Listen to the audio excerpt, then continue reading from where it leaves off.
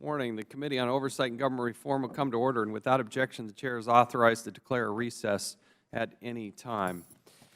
We're here today to talk about some alarming problems at our country's premier law enforcement agencies. The latest report from the Department of Justice Inspector General outlines a number of problems with the conduct of both law enforcement officers and the agencies that manage them. That report outlined a number of key problems. First, law enforcement personnel at home and abroad engaged in reprehensible sexual harassment and misconduct that jeopardized our national security. Second, the agencies where they work mishandled their responses to those incidents by failing to properly report them, leading to insufficient punishment. And third, the FBI and the DEA tried to hide these incidents from the Inspector General by improperly withholding information and encouraging employees not to cooperate with the Inspector General. Hiding information from the Inspector General is simply and totally unacceptable. The Department of Justice Inspector General report documents a number of highly concerning findings about federal law enforcement. One of the most shocking incidents Mr. Horowitz described in his report involved DEA agents in Colombia partying with prostitutes paid for by drug cartels. While the DEA agents were spending time with those prostitutes, local Colombian police were watching the agents' guns and property. The fact that this happened was bad enough. But none of these agents were really even punished by the DEA. Most of the agents involved were suspended for a few days and allowed to return to work with their security clearances in full. Based on the testimony we have read from the DEA administrator, she says she doesn't have the power to simply fire these people. I don't buy it. The American public doesn't buy it. And for the thousands of men and women who serve honorably, they're patriotic, they work hard, they put their lives on the line, this administration, this DEA administrator, has got to hold those people accountable and get them out of there. If this is the kind of behavior that they're going to engage in, it's totally unacceptable. They should not have a security clearance, and they should be fired. Some of these agencies compromised our national security and then essentially got a vacation. The punishment for engaging in this type of behavior was 2 to 10 days off paid leave, or non-paid leave. That sounds like a vacation to me. It doesn't sound like punishment. To suggest that these people couldn't be fired or do something more severe is simply unacceptable. And again, I want to remind our members, this is a matter of national security. We're talking about people's lives. And the DEA, as much as anybody, puts people overseas in very tough and difficult situations. But when we have bad apples who repeatedly do the same type of behavior, compromise our national security, then they need to lose their national security clearances and they need to be fired. The IG report found that this was hardly an isolated incident. The report highlights repeated abuses of sexual misconduct, including unreported cases of ATF training instructors sleeping with their students, using government vehicles to facilitate inappropriate sexual relationships, and managers sexually harassing employees and asking them to watch pornography. The report also makes clear that when law enforcement agents engage in inappropriate and illicit sexual behavior, the agency they work for oftentimes just simply looks the other way. To use the IG's language, these cases of sexual misconduct are treated as, quote, local management issues, end quote. In other words, they're basically swept under the rug. Adding to the concerns raised in this report is the fact that the DEA and the FBI tried to hide these incidents from their own Inspector General. Both the DEA and the FBI went out of their way to impede and delay the Inspector General's report. According to the report, the DEA and the FBI delayed responding to requests for information, provided heavily redacted documents, and even told their employees not to cooperate. For example, the Inspector General asked the DEA to run more than 40 search terms to search their database and identify relevant information. The 3 terms, 3 out of the more than 40 that they ran included sex, prosty, and exposure. Not included were brothel, escort, harass, rape, solicit, and the list goes on. Why exclude? Why exclude the search terms that the Inspector General is asking for? It's not the DEA's responsibility to weed that out. Your job is to allow the Inspector General to get in there and get his fingernails dirty and go figure out the truth. But that's not what happened. I want to put up a slide here. When the DEA finally did provide information after significant delay, in some cases, documents were so heavily redacted, the IG couldn't even tell what the documents are about. This is the type of documentation that the Inspector General was given by you at the DEA. And we want answers as to why that is. The good men and women who work at the Inspector General's office do tough, difficult work. But they can't do anything if they get that kind of material from the DEA. And it's not just the DEA, it's the FBI. It's the other agencies as well. It's not acceptable. We have a lot of questions for our witnesses who are here today to testify on both behalf of the DEA and the FBI. It's incumbent upon the leadership of these law enforcement agencies to weed out employees who put our security at risk, embarrass the country, and break the law. To the good men and women, the overwhelming majority of men and women who do their job in a patriotic, hard-working way, put their lives on the line, God bless you. We need you, we love you, we care for you. But it's also irresponsible of management to not deal with the bad apples. People are going to make mistakes, okay? But these weren't simple mistakes. This went on and on and on, multiple reports of sex parties, of loud parties, to the point that the landlord was actually complaining back to our government about how out of control our own federal employees were serving overseas. Again, the people who cause these problems, I recognize, are a small population, a small percentage of the total population who have not been held accountable for their dangerous lapses in judgment. I would ask unanimous consent. I'd like to enter two documents into the record. First of all is from our Attorney General, Eric Holder, on April 10th of this year, a prohibition on the solicitation of prostitution. How bad is it? One of his last acts as the Attorney General, Eric Holder, has to actually go forward and issue a memorandum explaining to people that you can't do this again. It's almost embarrassing that he has to do this. I appreciate that he did it to clarify if there's some misunderstanding out there, but I'd like to enter that into the record. I also want to enter into the record a document response. This is to the Assistant Inspector General for Evaluations and Inspections, the Office of Inspector General, to Nina, I'm going to slaughter her last name, Pelletier, I guess. And it's from Michael Dixon, who's the Acting Deputy Chief Inspector, Office of Inspection, saying that, I'm going to read this quote here from the very last line, DEA did a second review of the cases the OIG reviewed to determine if the Office of Professional Responsibility had appropriately and thoroughly investigated these allegations. It was found through the review that the investigations were investigated properly through DEA's disciplinary process related misconduct. Basically telling the Inspector General that, yeah, we did everything we could, that it was properly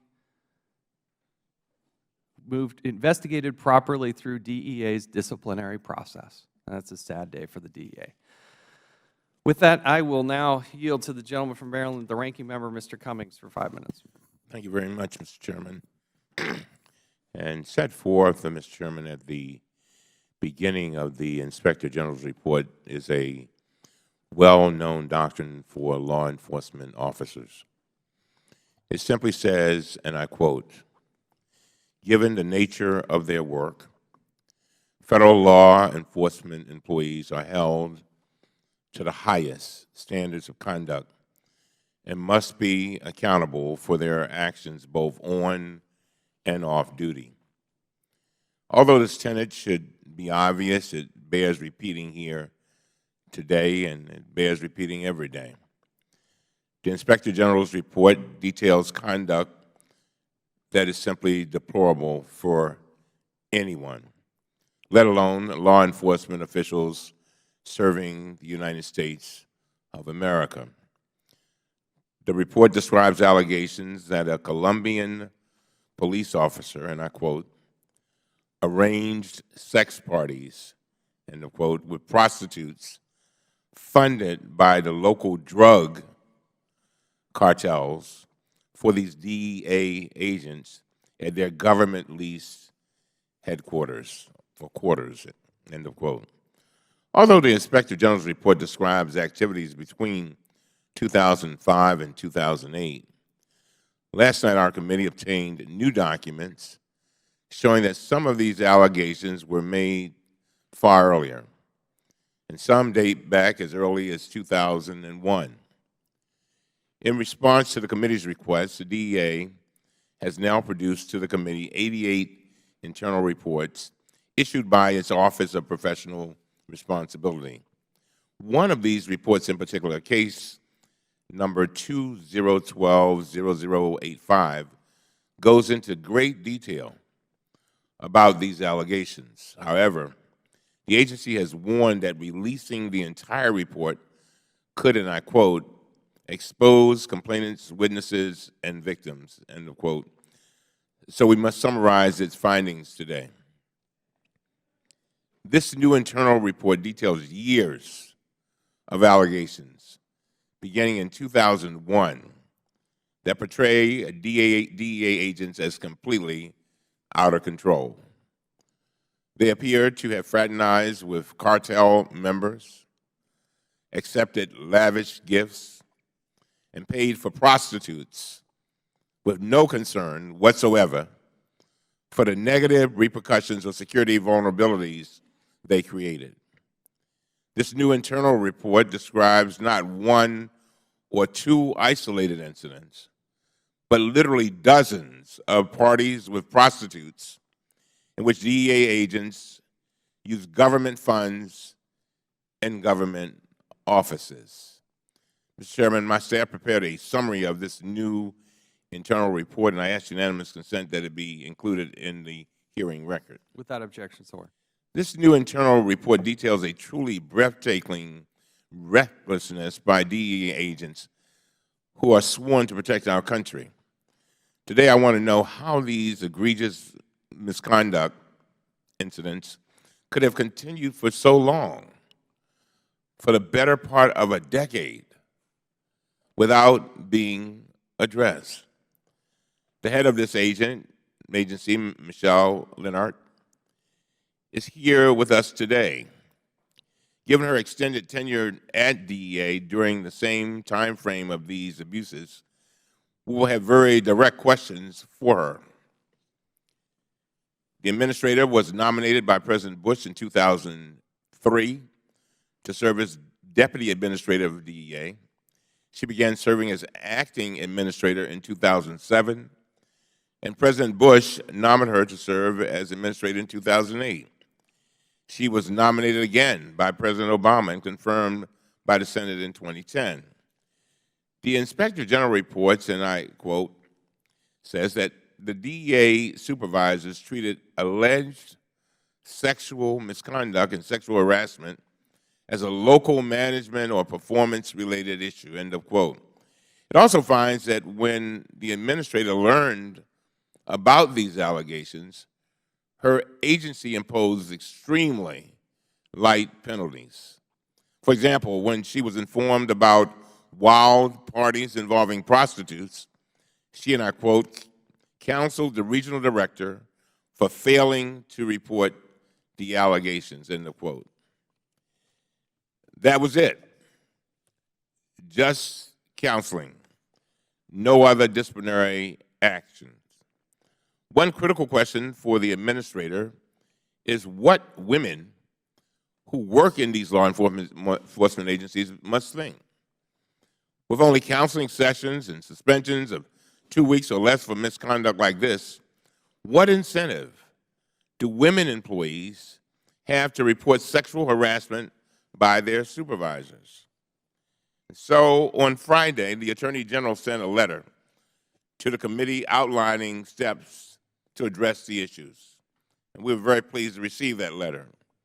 These included re-examining the security clearances of those involved, reviewing DEA procedures for investigating misconduct, and prohibiting the solicitation of prostitution regardless of whether it may be legal overseas. These steps are critical, but they are clearly long overdue if the first instances of this misconduct occurred in 2001. Finally, let me note that these problems transcend politics. On March 27, Chairman Chaffetz and I wrote a bipartisan letter to the DEA announcing our investigation, and we are fully committed to working together to investigate these incidents, how the agency responded, and whether additional steps are needed to help prevent this misconduct from ever happening again. And with that, Mr. Chairman, I yield back. I thank the gentleman. We'll hold the record open for 5 legislative days for any member who would like to submit a written statement. We'll now recognize our first and only panel of witnesses. We're pleased to welcome the Honorable Michelle Leonard, Administrator of the Drug Enforcement Agency, the Honorable Michael Horowitz, Inspector General of the United States Department of Justice, and Mr. Kevin Perkins, Associate Deputy Director of the FBI, the Federal Bureau of Investigation. We welcome all of you and thank you all for being here. Pursuant to committee rules, all witnesses will be sworn before they testify. If you'll please rise and raise your right hand. Do you solemnly swear or affirm that the testimony you're about to give will be the truth, the whole truth, and nothing but the truth? Thank you. Let the record reflect that all witnesses answered in the affirmative. In order to allow time for discussion, we would appreciate limiting your testimony to 5 minutes. Your entire written statement will be made part of the record. To the DEA Administrator, Ms. Leonard, will recognize you first. Chairman Chaffetz, Ranking Member Cummings, distinguished members of this committee, thank you for the opportunity to discuss the Department of Justice Office of the Inspector General's report on sexual harassment and misconduct allegations by the Department's law enforcement components. DEA has a single mission: to enforce our nation's drug laws. Our more than 9,000 employees, including over 4,600 special agents, are dedicated to this single mission. And each one of us took an oath, the same one I took over 30 years ago, to serve the citizens of the United States with honor, professionalism, and pride. DEA personnel located in over 300 offices around the world, including 67 foreign countries, are doing extraordinary work under often difficult and dangerous circumstances. And this includes the investigation and arrest of leaders of the most violent and sophisticated drug cartels in the world. Unfortunately, poor choices made by a few individuals can tarnish the reputation and overshadow the outstanding work being done at the DEA. I want to assure the members of this committee that, like you, I am disgusted, I am appalled by the behavior described in the Inspector General's report, and to see the integrity of my agency and of federal law enforcement, which I have been a part of for nearly my entire professional life, damaged by these allegations has not been easy. This conduct is a violation of the high professional standards of conduct that the men and women of the DEA are held to, and undermines our effectiveness in fulfilling our mission. And as noted in the report, this behavior is contrary to the behavior of the overwhelming majority of those at DEA. Although the OIG audit generally found that there were relatively few reported allegations of sexual harassment and sexual misconduct, the serious allegations OIG highlighted are certainly troubling and describe behaviors that cannot be ignored. In particular, the allegations that agents assigned in Bogota engaged in prostitution and accepted gifts from drug traffickers was pursued by our Office of Professional Responsibility. However, the resulting investigation left some questions unanswered. Even though the events in question occurred between 2001 and 2004 and were not reported and investigated until 2010, it is nevertheless important that we hold our employees to the highest standards. And in this instance, I assure you that I was quite disappointed in the penalties imposed. However, consistent with the protections afforded to employees under civil service laws, I do not have the ability to change the imposed penalties. I can and do, however, ensure that disciplinary actions are appropriately noted in an employee's personnel file, which is taken into consideration when that employee is considered for future positions within the DEA. This behavior should not be rewarded. As outlined in my written statement, DEA concurred with and has begun implementing changes responsive to each of the OIG recommendations. However, it is also essential that we make clear to all employees that this behavior is not acceptable. It is my hope that the additional training and guidance that we have provided to all personnel, particularly those stationed overseas, will prevent similar incidents from occurring in the future. DEA has taken specific concrete steps to accomplish this, including ensuring that it is clearly understood by all DEA employees that this kind of behavior is unacceptable, outlining the steps employees and supervisors must take when incidents occur, increasing training for all employees, especially those employees assigned overseas, further clarifying the guidelines for disciplinary offenses, and improving internal procedures so that appropriate individuals in field management, in the Office of Security Programs, and in the Office of Professional Responsibility are made promptly aware of allegations and can take appropriate action in a timely manner. In closing, I want to reiterate that the kind of activity reported by the OIG has not and will not be tolerated. OIG plays an important role in reviewing our policies and procedures, and I am committed to working with the OIG to ensure they have access to the documents they need to do their work. We have taken steps to address this kind of behavior, and moving forward, DEA will respond to this kind of misconduct head-on and with the decisive resolve you and the public expect. We are open to further recommendations so that we can continuously improve our policies that demand the highest levels of personal and professional integrity from our employees. And thank you again for the opportunity to address you today. Thank you. Now I recognize Mr. Horowitz for 5 minutes. Mr. Chairman, Ranking Member Cummings, members of the committee, thank you for inviting me to testify today. Federal agents are held to the highest standards of conduct, both on and off duty. As a former federal prosecutor and as an Inspector General, it has been my experience that the overwhelming majority of department agents meet those high standards and perform their work with great integrity and honor, thereby helping keep our communities safe and our country safe. Nevertheless, we find instances where law enforcement agents engage in serious misconduct and even criminal violations, affecting the agency's reputation, potentially compromising prosecutions, and possibly affecting the security of the agents and agency operations. Furthermore, misconduct that involves sexual harassment affects employee morale and creates a hostile work environment.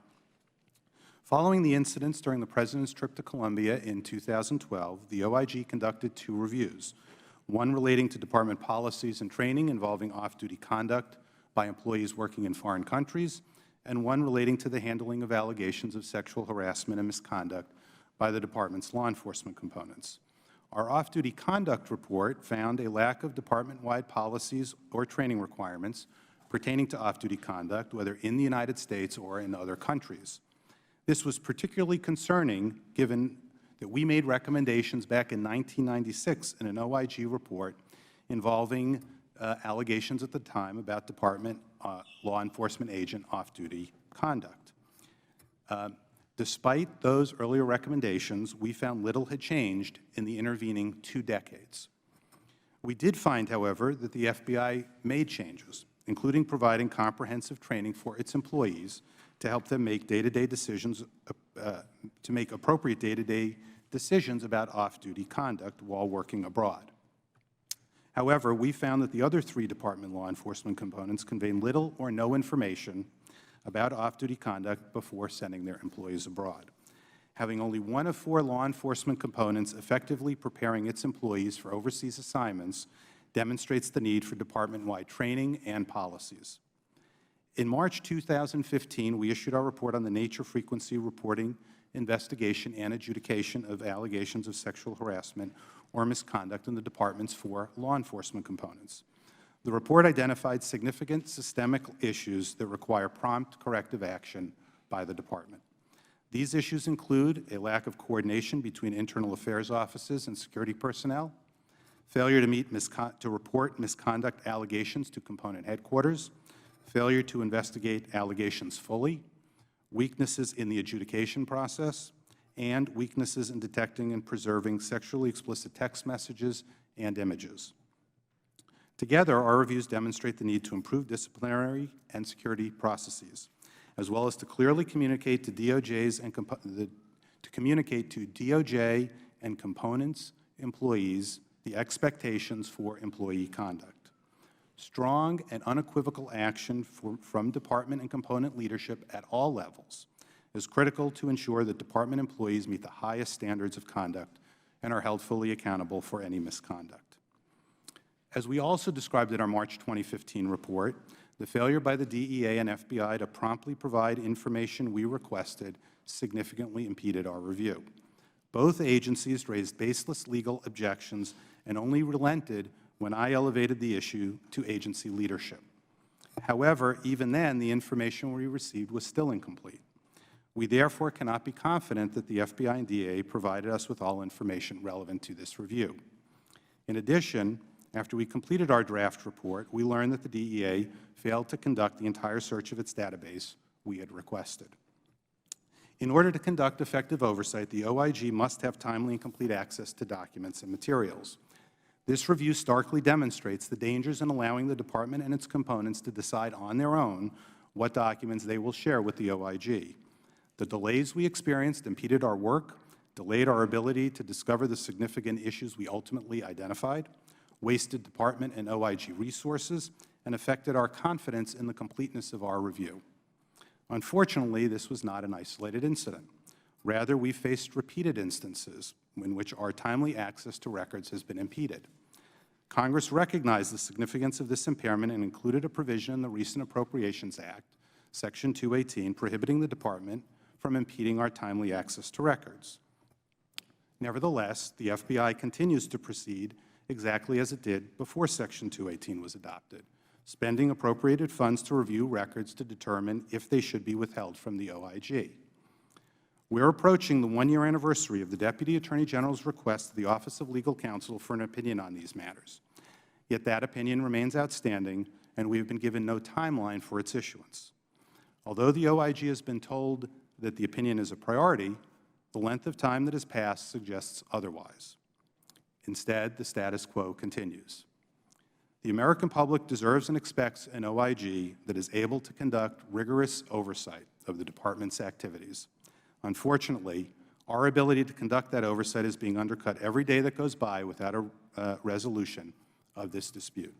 I want to thank the committee again for its bipartisan support for our work, and I would be pleased to answer any questions that you may have. Thank you, Mr. Horowitz. We'll now recognize Mr. Perkins for 5 minutes. Thank you, Mr. Chairman. Good morning, Chairman Chaffetz, Ranking Member Cummings, and members of the committee. Thank you for the opportunity to appear before you today to discuss issues raised in the Inspector General's audit entitled The Handling of Sexual Harassment and Misconduct Allegations by the Department's Law Enforcement Components. The FBI's policy on sexual harassment and sexual misconduct is very simple. The FBI does not tolerate sexual harassment or sexual misconduct within the ranks. The FBI has a robust disciplinary process guided by well-established policies, procedures, and practices. It consists of trained special agents in the Inspection Division's Internal Investigations Section who conduct thorough investigations of employee misconduct. When the investigation is completed, a team of experienced lawyers in the FBI's Office of Professional Responsibility take over, reviewing the investigative materials and determining whether applicable policies, rules, regulations, laws, or other legal standards were violated, and, if so, what penalties should be imposed on employees in question, up to and including dismissal. In addition, the Office of the Inspector General reviews all allegations of misconduct at the FBI prior to any investigation being initiated, and all final adjudications of misconduct at the FBI are reported on a regular basis to the OIG. We are pleased that the Office of the Inspector General found relatively few reported allegations of sexual harassment and sexual misconduct in the Department's law enforcement components for fiscal years 2009 through 2012. In fact, the OIG found that the FBI had the lowest rate of this type of misconduct across the components. While we strive to have no cases of sexual harassment or misconduct, we have and we will continue to implement measures to better address these types of allegations. We are also pleased that the OIG's audit recognizes the FBI's coordination between our internal investigations section and our security divisions as a best practice to ensure that misconduct allegations are evaluated for potential security concerns, including continued eligibility to hold a security clearance. Notwithstanding these findings, there are improvements to be made. We must always look to improve and evolve as an organization, and we appreciate the OIG's recommendations for making our process better. As a result, the FBI concurs with the recommendations in the OIG's report.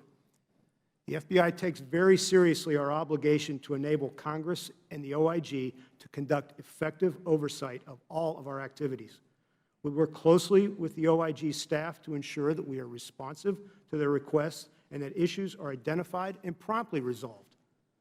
You may also be aware that we have a good faith disagreement with the OIG regarding what law requires with respect to providing FBI documents that have been obtained pursuant to provisions of law such as the Wiretap Act, the Bank Secrecy Act, and those related to grand jury proceedings. We have been completely transparent with the OIG and the leadership of the Department of Justice with respect to our legal disagreement and are presently awaiting the Office of Legal Counsel to render an opinion as to the correct reading of the law. In the interim, we are giving the OIG an assumption of access to these audits with respect to Title III, Rule 6E, and FCRA materials. Senior leadership has also directed that our internal business process consulting group rigorously evaluate our processes to ensure that we are as effective and efficient as possible in providing the Inspector General with requested documents in a timely fashion consistent with the law. Chairman Chaffetz, Ranking Member Cummings, and members of the committee, I thank you for the opportunity to testify before you today concerning our commitment to ensuring allegations of sexual harassment and misconduct are addressed in a prompt, thorough, and equitable manner. We take our responsibilities on this topic very seriously and appreciate your interest in these matters. Now I'm happy to answer any questions you may have. Thank you. I now recognize myself for 5 minutes. Mr. Perkins, I totally disagree with your assessment that you're being open and transparent and providing access to the Inspector General. That is a topic we will continue to discuss today, but I find your comments to be totally inconsistent with what the Inspector General is telling us, and we need to hash that out. It's one of the reasons that you're here today. Glad that you're here. But my questions, I want to focus with the DEA here for a moment. Do you have any questions, Administrator, as to the accuracy of the OIG report? You don't question the accuracy of the report, do you? I don't question the accuracy. So this included allegations and examples of DEA agents participating in so-called sex parties where local police were watching DEA equipment. This included a, quote, loud party incidents involving what one would consider bad judgment, were allowing prostitutes and allowing those in close proximity with DEA agents to be actually in these agents' rooms and housing. You wouldn't then have a problem with this going away party that was involved the DEA assistant regional director at his residence. You wouldn't disagree then with the assessment that they had multiple accounts of the landlord complaining about the loud parties and whatnot were going in there. Is it wrong for prostitutes to be in government housing? Well, first of all, it's deplorable behavior by those agents. But is it a violation of policy? It's absolutely a violation of policy. Is it wrong to have a foreign national in close proximity to a DEA agent, close to their guns, personal effects, computer smartphones, does that pose any sort of security risk? Of course, it poses security risks, and that is why these are very serious allegations. Did you do any investigation as to the age of the women that were involved? Were they just simply there for entertainment? The investigation, although it's 10 years later, the investigation. You don't try to paint a picture that this is one incident 10 years ago. Okay, there's an incident, for instance, in July of 2009, for instance, where the DEA agent in Bogota was accused of physically assaulting a prostitute over a payment dispute. A security guard witnessed this agent throwing a glass and hitting the woman. This agent then claimed that the woman had a seizure while she was in the bathroom and cut herself on a candlestick, but it later admitted that, yes, he had engaged with a prostitute. And you know what the punishment for this person was? 14 days unpaid leave. Go on vacation for 2 weeks. You can sit here and cry a pretty picture about how deplorable it is, but your actions suggest otherwise, because there was not the consequence that should have happened. This person is imposing a national security risk, engaging in behavior that is just, it's embarrassing that we have to talk about this. It's an embarrassment that you don't fire that person. It's an embarrassment that you don't revoke his security clearance. Why can't you revoke their security clearance? What prohibits you from revoking that person's security clearance? Everything you've said about the behavior, I completely agree with. As far as the disciplinary penalties that were handed out in that case, I'm very disappointed in that. You're the administrator. The system that's set up following civil service laws, I don't fire. I can't. Can you revoke their security clearance? I can't revoke their security clearance. I can ensure that there's a mechanism. Why can't you? Like I did after the Cartagena incident, make sure that there's a mechanism in place for those security, for a security review, which resulted in those 3 agents having their security clearances revoked, and they were fired. And here's the problem. Here's the concern I have. High profile. It's in all the media. Everybody's reporting about the Secret Service engaging with prostitutes. You all get nervous about it, and those people have some discipline. But when it's quiet and nobody hears about it, and it comes across your desk and your senior staff, can you show me another example where people were engaging in prostitution and in creating these national security problems where you revoke their security clearances? That's what I want to see. Because in this case, that's not what happened. That wasn't too long ago. You're not disputing any of the facts that show up in the report. There's nothing that, is there a statute of limitations? Is there a limit that you can't reach further back? And yet you allow this person who engages a prostitute, throws glass at her, breaks the skin, there's blood all over the place, and they're still employed at the DEA?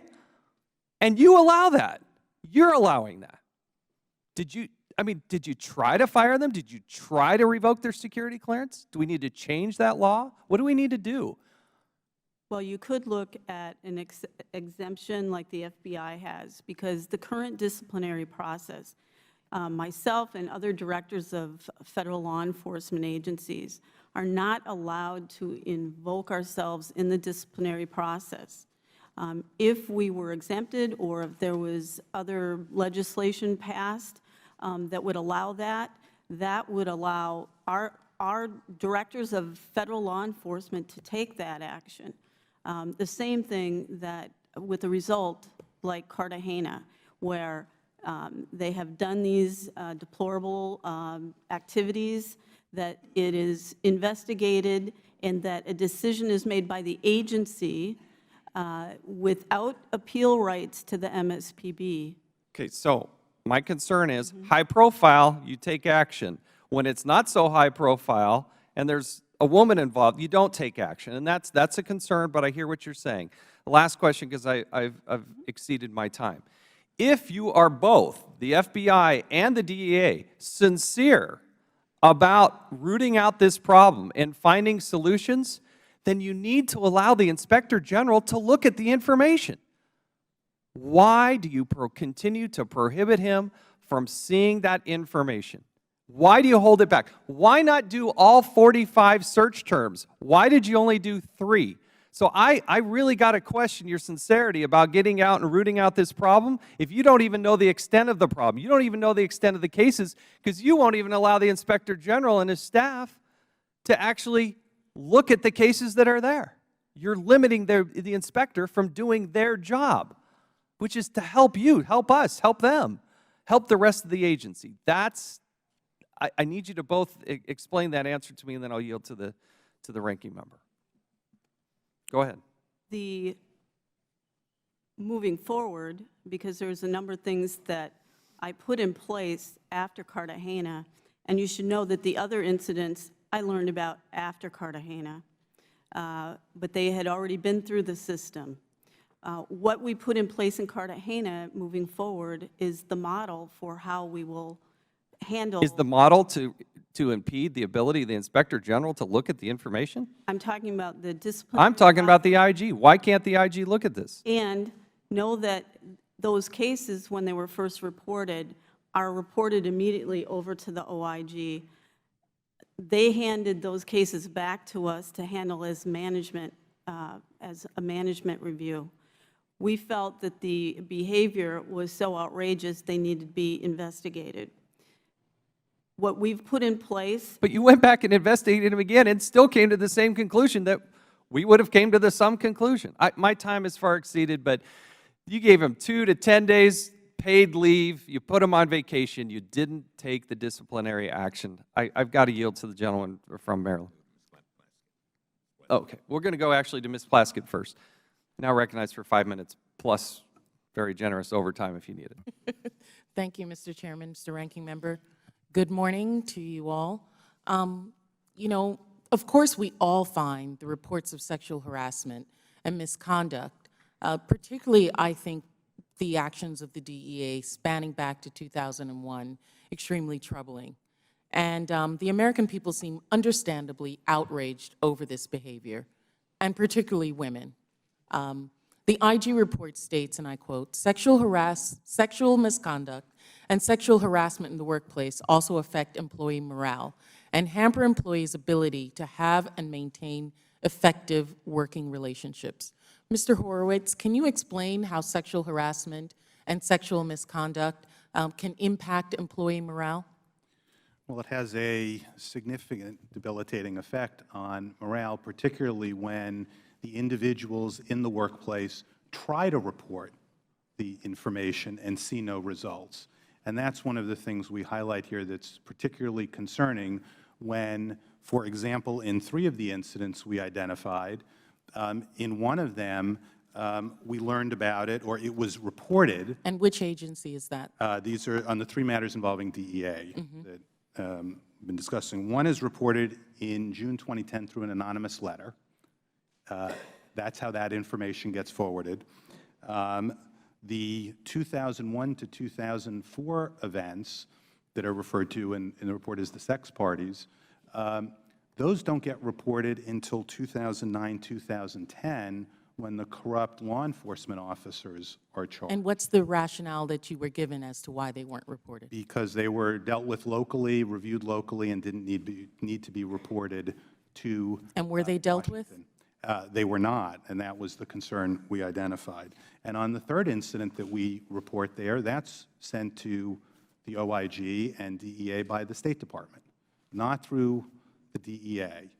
Employees in the organizations not only need to know they have a safe work environment to go to and a non-hostile work environment, but they need to know they can come forward, report allegations, and that they'll be taken seriously and that they'll be addressed promptly. Okay, thank you. Ms. Leonard, you spoke about how your own outrage being a law enforcement officer for 30 years. I completely understand that. I was raised by a New York City police officer who says every good cop hates the most a bad cop because they make all the good cops. It completely taints everyone else. But do you agree with the IG that sexual harassment negatively impacts morale? And have you seen that in your agency? I know it has the potential to do that, and that is why several directives, reminders. But I didn't ask you its potential. I asked you, has it affected the morale? in the offices where the employees attempted to report misconduct, and there was nothing that happened, it was not reported up and investigated, I can imagine that those employees felt they lost faith in the agency. In a number of other cases, however, where they are reported up, they are investigated, the supervisors take immediate action, help the employee who's come forward with a complaint. I see over my 35 years in DEA a huge change, more willingness to report, more willingness for supervisors to help that employee who came forward with it. And my job is to work on the disciplinary end to make sure that as these are reported, as they're thoroughly investigated, that the proper discipline is handed out. Well, that's interesting that you say that it's your job to deal with the discipline, because you've just stated earlier to the chairman that you don't have any say over the discipline. So which one is it? Do you or don't you have say over the discipline of these individuals? I am not in the process for investigating, proposing, or handing out discipline. What I can do is what I did a year ago. I sent out a directive to every DEA employee and said, here are the conduct issues I am concerned about. They must be reported. They're not acceptable. This is not acceptable behavior in about 5 or 6 different areas. And I sent a strong message to the Board of Conduct and to the deciding officials that in these type of instances, there should be severe discipline handed out. And what would you consider severe discipline? I would consider what happened with the Cartagena agents to be severe discipline. What about the agents who were given 2 to 10 days of paid leave? I'm not happy with that. I am not in the disciplinary process. I am very disappointed. Okay, wait a minute. And so you're not in the disciplinary process, but you're responsible for the discipline. I'm responsible for the whole agency. So I am responsible to set up a mechanism to send messages to our employees, to hold people accountable if they're not going to, if they're going to conduct this misbehavior, that they face significant discipline. And that is what I have done over the last couple of years, to send that message to make sure our employees, number one, report their allegations, and number two, hold managers accountable for not reporting, and number three, make sure that we set up a process, have good OPR inspectors. I was one at one time. Do the investigation so that our disciplinary process, our Board of Conduct that proposes, and our deciding officials have all the information they need to be able to impose severe discipline. But don't you believe that the morale of your agents and the good men and the women of that agency would have been better served, and they would have believed that you really stood behind that if the information had been more fully and quickly forthcoming to the IG? How can you say that you you weren't pleased with the discipline when your agency impeded the investigation at the IG level? The IG gave the investigation back to DEA. As a They gave you the management issue. portion of it related to disciplining the individuals, not to investigating the systemic problems in the structure of your agency. No, they gave us back the investigation and said that they would not take it. It looked like a management issue. We investigated as misconduct. And as we investigated it and we learned more and more by interviewing a number of witnesses in the old Bogota case, the information that was put together, the interviews, all of that was entered into the discipline system.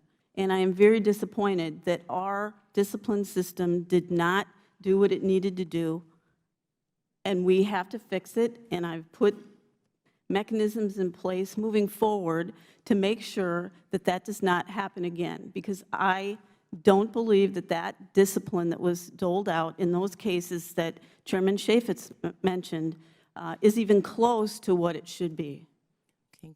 I've run out of more than the generous time that you've given me, Mr. Chairman, Ranking Member, but it's my assessment that the discussion here and the actions are at a complete disconnect. Thank the gentlewoman. Now recognize the gentleman from Florida, Mr. Miker, for 5 minutes. Thank you, Mr. Chairman. And let me ask, let me follow up on some of the questioning that's taken place as to whether there was a full investigation of this whole matter. You claim, Administrator, that there was a full investigation of the matter. All of these sexual harassment, sexual assault issues that have been raised, that were part of the Inspector General's review. You claim, again, just tell us, you believe they were fully investigated. I believe that they were investigated. I have concerns about the completeness, thoroughness of a couple of the investigations. So then you agree with Mr. Horowitz, the OIG, that there was not a thorough investigation of all of the incidents? I agree that some of the incidents were not thoroughly investigated and fully investigated, yes. And that was your position, too, and the assumption that I have from your report, correct, That's sir? correct, Okay. Congressman. Well, that in itself raises great questions when the Inspector General says that these incidents were not fully investigated. So that, to me, is a big issue right there. Will the gentleman yield? Yes, I yield first. And I hate to do this to you, on but I just was handed something, March 26th of this year, you, Ms.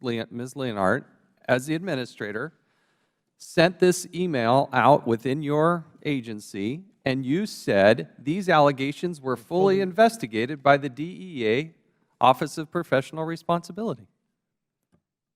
Yield back. Well, again, there seems to be a conflict between, again, what the chairman has just cited, what we've had as previous testimony, and what the Inspector General said. Okay, that being said, then I have some questions, too.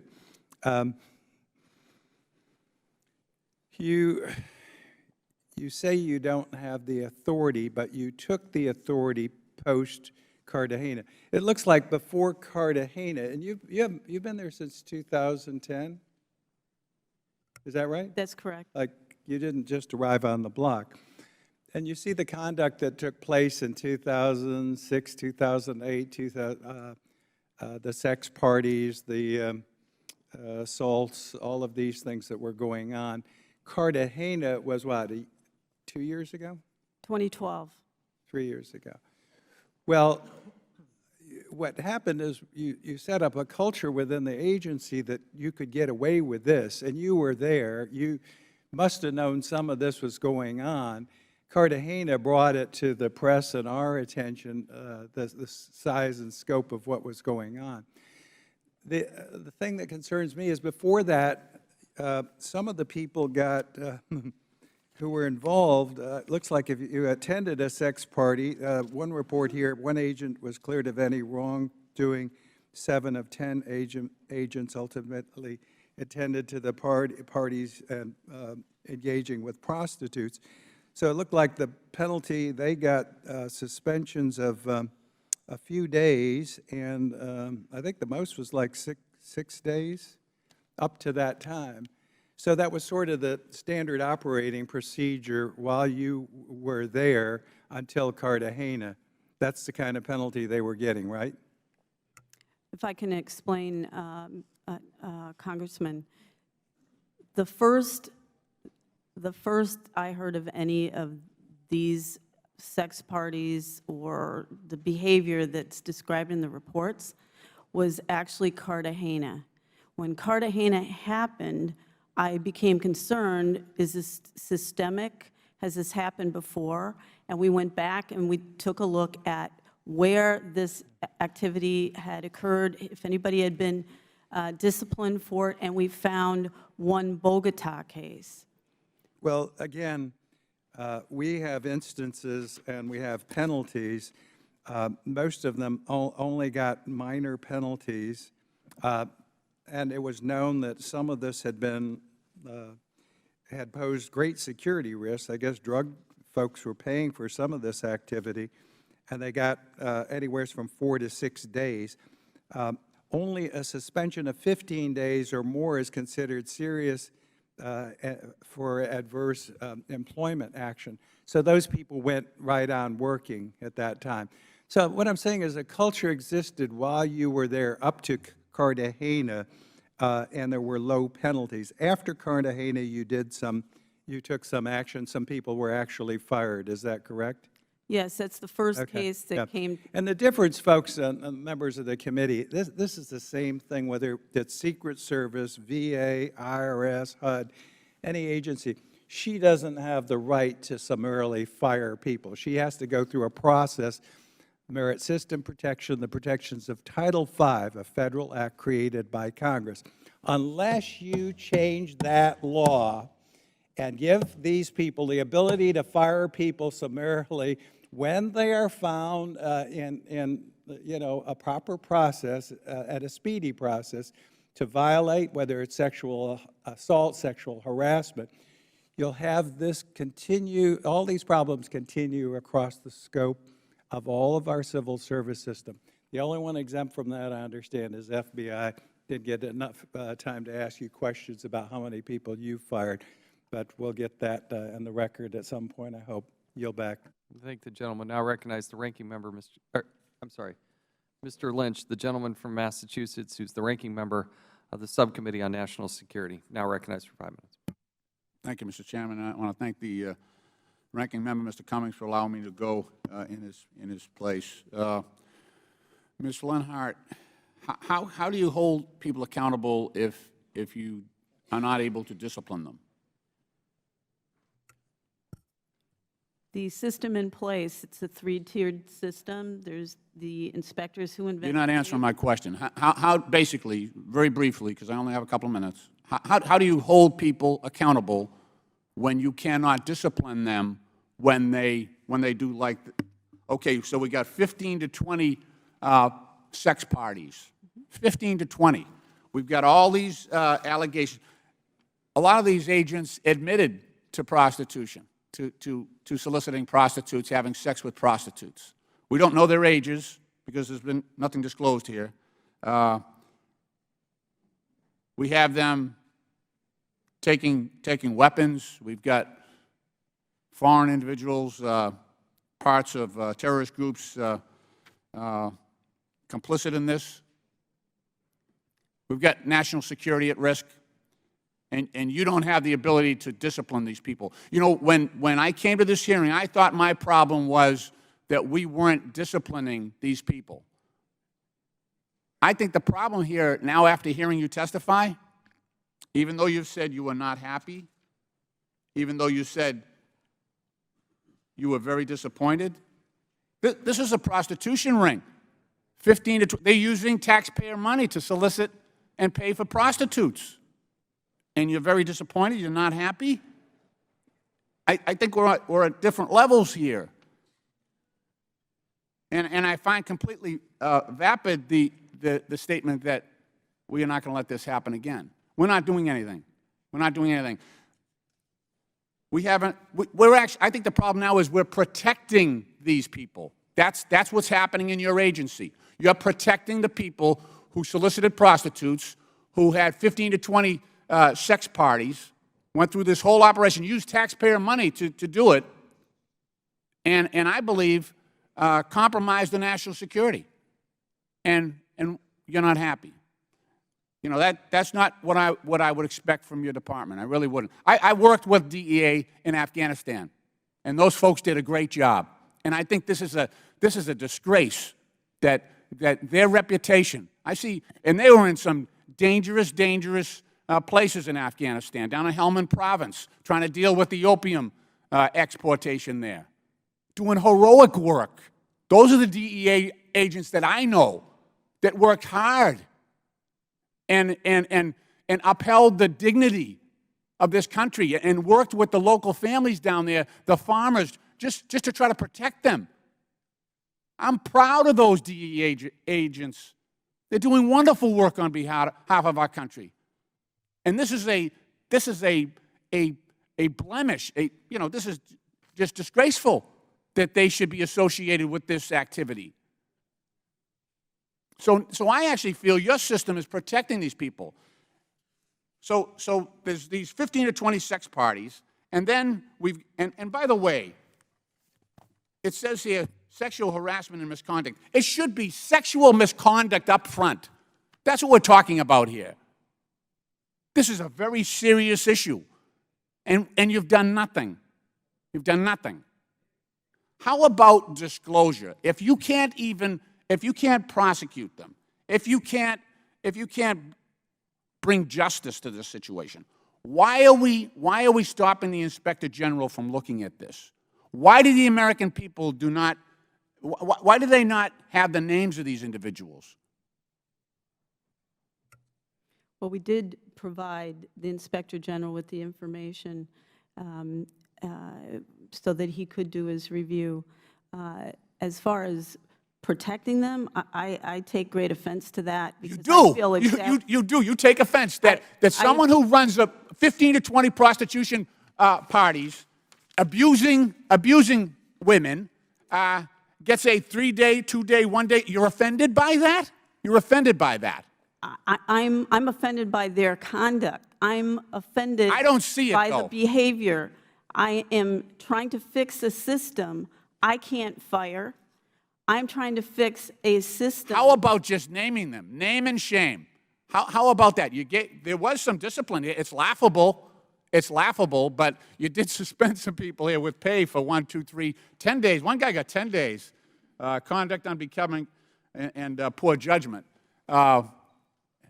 It just, you know what I think? And I appreciate the gentleman's earlier comments about we've got to give you power. I don't think that's the answer. I think there's a mentality here that needs to be extricated root and branch from the DEA operation. I think we have to have an independent agency that actually goes in, that's not part of the good old boy network, that actually goes in and with sunlight, with disclosure, goes after these people who, like I say, when I think of the DEA agents and the jobs they're doing in Afghanistan, right today, and trying to protect the homeland, this is a disservice to those good agents. I'll yield back the balance of my time. Thank the gentleman. Now recognize the gentleman from Texas, Mr. Farenthold, for 5 minutes. Thank you, Mr. Chairman. Mr. Horowitz, Mr. Lynch really hit on something with respect to the good old boy culture. And this is my concern, that I'm seeing more and more of the good old boy culture as this committee continues its investigation. I mean, we've seen it with the DEA sex parties. We've seen it with some of the things going on in the Secret Service, admittedly, not subject to this. We see it in a lot of government agencies. In your investigation, do you get a sense that there is a good old boy mentality? Is as bad as I think it is? Well, it's interesting, Congressman, you use those words, because our first review was of the Good Old Boy Roundup events back in the early 90s. We did a report in 1996 about the culture and the need to make it clear about what is permissible and what clearly isn't permissible on and off duty, and yet we're 20 years later and there are still no department-wide policies or training. Ms. Leonard, you run the DEA. Do you think it's appropriate in your off time, even in a country where prostitution is illegal, to engage prostitutes? Absolutely not, and it's against DEA policy. And how illegal. How could any of your agents not know this? This strikes me as just common sense. And we have a memo from Eric Holder, admittedly not a fan of Mr. Holder, but I mean, I can't believe there's even a need for a memo that says it's not appropriate to hire prostitutes. Let me read from the memo, a couple of things from the memo. The solicitation of prostitution threatens the core mission of the department. not simply because it invites extortion, blackmail, and leaks of sensitive or classified information, but because it also undermines the Department's effort to eradicate the scourge of human trafficking. Regardless of whether prostitution is legal or tolerated in a particular jurisdiction, soliciting prostitutes creates a greater demand for human trafficking victims, and as a consequence, an increase in the number of minor and adult persons trafficked into commercial sex slavery. And now he goes on, for this reason, I want to reiterate to all Department personnel, including attorneys and law enforcement officers, that they're prohibited from soliciting, procuring, or accepting commercial sex. To me, it seems ludicrous that we would even have to write a memo like this. It defies common sense. Mr. Perkins, what about the FBI? Is there anybody in the FBI thinks it's okay to go hire a prostitute? No, sir. We make it very clear to our employees, both here domestically and overseas. That's But the message we're getting with no disciplinary action or time off with pay tends to reinforce that. Mr. Horowitz, is there congressional action that needs to be taken? Do we need to change some of our laws to make it easier to fire people who are proved to have engaged in this? Well, that's certainly something Congress could look at. As been noted, the FBI has certain authorities that the other three components do not. I will add that one of the things that would help address these is that the OIG, that they get reported as they should to headquarters, that they get reported to the OIG as they should, and that we get copies of records that we need promptly so that we can look at them promptly. That would help as well, and that takes no congressional action because you already have the law in the IG Act that says that should occur, but it's not occurring. All right. So what do we do to fix that? I mean, somebody's going to have to be disciplined for not reporting it. It's not just the rank and file men and women who are engaged in misconduct that need discipline. It's their superiors that are covering it up and obstructing. Is that not correct? It's certainly our view that if a employee fails to report to headquarters what the policy requires, which in all law enforcement agencies' cases in the Department, that's the policy, that is a violation that should be looked at. But we're also seeing you want disclosure from the folks that you're investigating. We're starting to see lots of redacted stuff here in Congress when the IG Act only says the identity needs to be withheld. In fact, had we wanted more information to withheld, we could have modified it on Section 6103 of the taxpayer of the IRS code. I mean, you want full reporting. What's the excuse for not giving us more access here in Congress?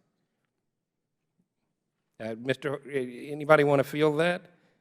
I mean, some of it's the IG, Mr. Horowitz. We've certainly put forth on our website publicly and sent to Congress everything that we're allowed to put forth pursuant to the Privacy Act. We have not withheld material. I think we have a differing interpretation of that, but I see I'm out of time. If the gentleman will yield, Ms. Leonard, will you agree to allow the Inspector General to search all 45 terms? You've limited it to 3. Yes. We don't have the search capabilities that his systems have. Will you allow him full and unfettered access to review these records? We would be glad to run that search. We had problems in doing a search of that many names. We found a different way to do it by running offense codes. But Mr. Horowitz and I have a very good working relationship, and if there's something that he wants, he has not hesitated to pick up the phone and talk to me about it, and we'll work it out. Has she allowed you all the access that you want?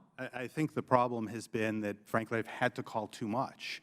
I shouldn't have to make those calls, frankly, to the administrator to get access. The staff, my staff, shouldn't have to spend 4 months going back and forth with the line DEA staff getting redacted versions, being told they can't get things because of privacy issues when that is not a basis for a legal objection, which the DEA and the FBI ultimately conceded. I shouldn't have to be engaging at the highest levels of the FBI and the DEA to get the access that occurred. And let me just say something here about 2 agencies that complied fully. The ATF and the U.S. Marshal Service, got us the material immediately. We had no delays. What it took us 4, 5, I don't even know how many months to get from DEA and ATF, we got in a matter of weeks from ATF and the Marshal Service. Did you who mean, fully I cooperated think you meant with to us. say DEA and FBI, correct? I'm sorry, FBI and DEA compared to ATF and the Marshal Service, who fully cooperated with us. Thank you very much. I see my time has expired. Thank you. Now recognize the ranking member, Mr. Cummings, for 5 minutes. Thank you very much. Ms. Leonard, do you think that you're the right person for this job? You know, I just intentionally wanted to hear some of the testimony. I have a lot of concerns. It seems like there's a culture that has developed here, and even the Attorney General's letter, where he has to say, don't fraternize with prostitutes. Hello. Am I missing something?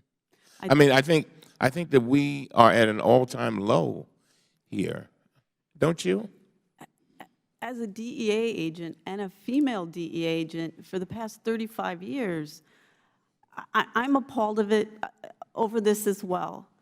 And like the Attorney General had to send a memo reminding people last Friday, I had to send one last year to remind everyone and put everybody on notice. Okay, I only have a few minutes, but I'm very concerned, Mr. Horowitz, and on page 12 of your report, you made the following statement, and I quote, "We found that a regional director, an acting assistant regional director, and a group supervisor failed to report through their chain of command or to the DEA OPR repeated allegations of DEA special agents patronizing prostitutes and frequenting a brothel while in an overseas posting, treating these allegations as local management issues." Is that correct?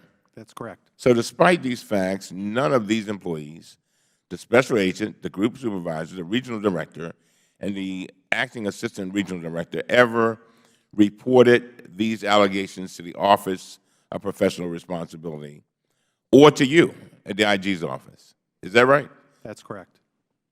Now, Mr. Horowitz, when these allegations finally came to light in 2012, your report states, and I quote, "The DEA administrator counseled the regional director for failing to report the allegations." Is that right? That's correct. And Ms. Leonard, is that correct? Did you personally counsel the regional director? The regional director was first counseled by the chief inspector. He was then counseled by the deputy administrator, and then I counseled him as well. Now, was that the only discipline that he got? Somebody sitting there saying you're supposed to do your job? Yes, he. Please. You mean to tell me that was a discipline? Do your job. That's not discipline, is it? Come on. The regional director was not aware of any allegations until it was brought to light a year after an incident. So Who when was I the regional? counseled him, Okay. so when I talked to him, Well, and just when- tell us what you said very briefly. I only have a minute or so. I was concerned that he had warnings that this person was involved with prostitutes, and I talked to him because if that was the case, I would have been looking at significant discipline. It was not the case with him. I even went and looked at the letters that were sent. The letters were And so sent what to did he the say? agent. I mean, I wish I had a tape recording of that conversation. But Right. in 30 seconds, what was said by him? He said when he was aware of it, he was notified by the embassy, the RSO, of what had happened. He was told about the incident. He called the agent in. That was the first he knew that this agent was involved in prostitutes. He called the agent in, told the agent, "You're out of here, you're going home." He sent him TDY back to the States until he could So finalize the were they tour. suspended at all? I'm sorry? I mean, you said he sent them back to the United States. Yes. The agent received 14 days off. And so did you think that was sufficient? The regional director took action when he heard about it, and he took action immediately after to put in place some mechanisms to make sure that those types of behaviors were reported promptly. Who was the highest-ranking DEA official between 2001 and 2008 who was aware of these misconduct issues?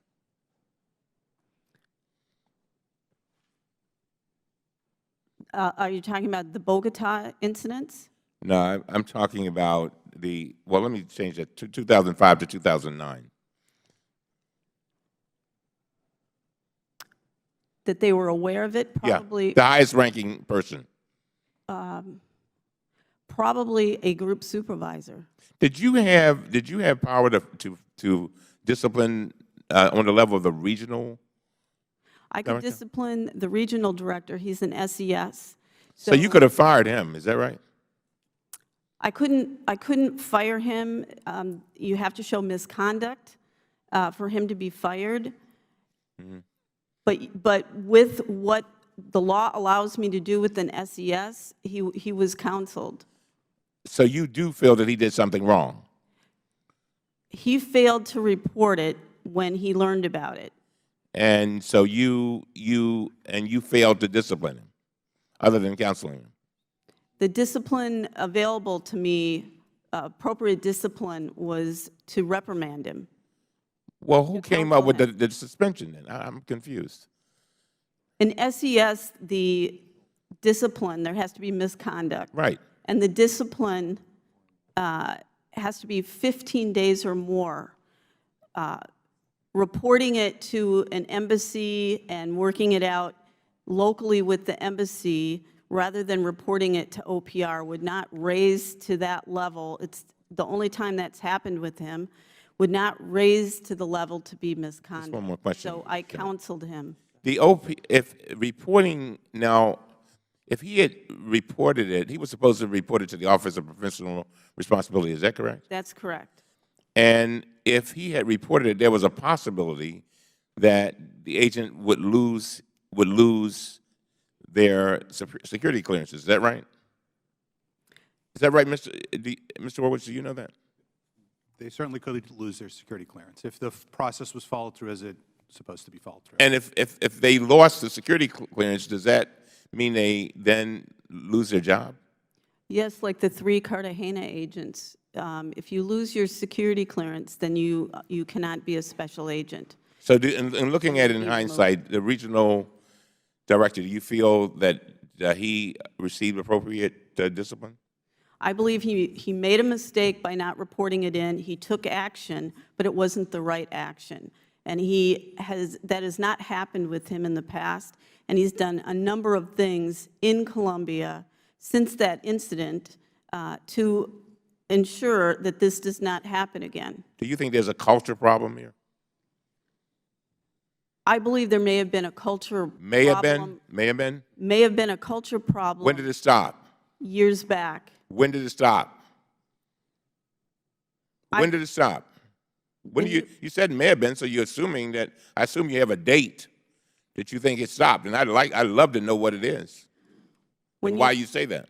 When you see that these parties and what was happening in 2000 to 2004 were by one group of agents within Bogota, Colombia, I would say that's a culture problem. Thank you, Mr. Chairman. Now I recognize the gentleman from South Carolina, Mr. Mulvaney, for 5 minutes. Thank you, Mr. Chairman. Ms. Leonard, I'm new to the committee, so I'm going to ask you questions that I'm just curious as to the answer because I'm very confused. You said some things today that I think strike me as being unusual. They may be true, and I'm certain if anybody back home was watching it, they don't understand it either. You say you can't fire people. Why can't you fire people? Everybody else can be fired. Why can't you fire people that work for you? Under the civil service laws, I can't intervene in the disciplinary process, and that's why DEA's process, similar to some of the other agencies, is a 3-tiered process. The administrator, the deputy administrator, management cannot intervene in the disciplinary process, or that's a prohibited personnel practice. Who can fire people when they commit misconduct, egregious misconduct like participating in cartel-funded prostitution? Our deciding officials. Who in your agency, who is a deciding official? We have two deciding officials. They're senior DEA 1811s with prior OPR experience. They make all of the disciplinary decisions for the agency. Are they senior to you or junior to you? They're junior to me. Could you recommend that they fire somebody? So you're saying you can't fire somebody, but somebody junior to you can fire somebody. Is that what you're telling us? My position as administrator, under the Civil Service Act, we have to follow certain civil service protections. And so our system is set up that the discipline is decided by these two senior people within DEA, deciding officials who have... Senior people, but not senior to you. But I get that. Then, so, okay, let's say that you wanted to fire these people. Let's say you saw some activity that merited somebody getting fired. Did you ever, by the way, have you ever seen that since you've worked there? Does any of this conduct that we've talked about today in these couple dozen sex parties, in your mind, merit dismissal? The activity that's been explained today, I believe, not knowing all the facts, not knowing... How can you possibly... I can't let you off the hook like that, Ms. Leonard. How do you not possibly know all the facts by now? Not knowing the same facts that the deciding officials look at, which are called the Douglas factors. So not knowing that piece, only knowing what the behavior was and what the investigations show. I took action last year to put the agency on notice that activity like that, and I named it prostitution, and named 4 or 5 other things, required significant discipline. And that put our deciding officials and our Board of Conduct on notice. Do you have any idea how absurd all of that sounds to an ordinary human being? I can see someone not knowing the civil service system and not understanding our system would think that. All right, let's assume, because I think I just asked you if you saw anything that merited somebody being dismissed, and you didn't say yes, which I assume means you meant no. But let's assume, for sake of this discussion, you saw something that merited dismissal. What would you do? I can't intervene in the process the way the law is set up. How do you start the process? What I can do is put the agency on notice, like I did last year, that this will not be tolerated, and that I, in writing, told the deciding officials and the Board of Conduct that these kinds of behaviors required significant discipline. Mr. Horowitz, Mr. Perkins, is it like this at the other agencies? Does everybody deal with these arcane rules at other agencies? Congressman, I can't speak for the other agencies, but for the FBI, we are exempt from Title V and the Civil Service rules, regulations, and statutes. Director Comey can and has summarily fired individuals. We do have a highly structured disciplinary process within the Bureau that will, as you go through the process, it raises it up to the appropriate levels for the appropriate level of punishment. There are occasions when the conduct is so egregious that the director can intercede and summarily dismiss somebody, and has. Mr. Horowitz? My understanding is that the FBI is unique in that regard, as Mr. Perkins outlined, and that the other 3 law enforcement components in the Department have to follow the Title V rules and the civil service rules. One last question, Ms. Leonhardt, then I'll wrap up. Is it true, Ms. Leonhardt, that if you suggest a suspension longer than 14 days, and in all the examples that I've got the paperwork on these couple dozen events, no one was ever suspended for more than 14 days. Is it true that if you recommend, or if someone gets a suspension of more than 14 days, that a Merit System Protection Board takes over the investigation and the handling of that matter? Not quite. If the deciding officials dole out discipline and it's more than 14 days suspension, the employee can appeal it. And when the employee appeals it, it goes to the Merit System Protection Board. And who takes over the investigation of the matter when the Merit System Protection Board gets involved? No one takes over the investigation because the investigation has already been done. This is at the very end of the disciplinary process. So the DEA deciding official can say 30 days. But is that internal to you or is it external to you? The deciding officials is internal. The MSPB is external. Thank the gentleman. I thank the Chairman, and I asked both the Chairman and the Ranking Member to, this is nuts. How we can't fix this, I have no idea, but clearly she's telling us she doesn't have the legal authority to do what everybody on this committee thinks that she should have done. Maybe we should try and figure out a way to fix that.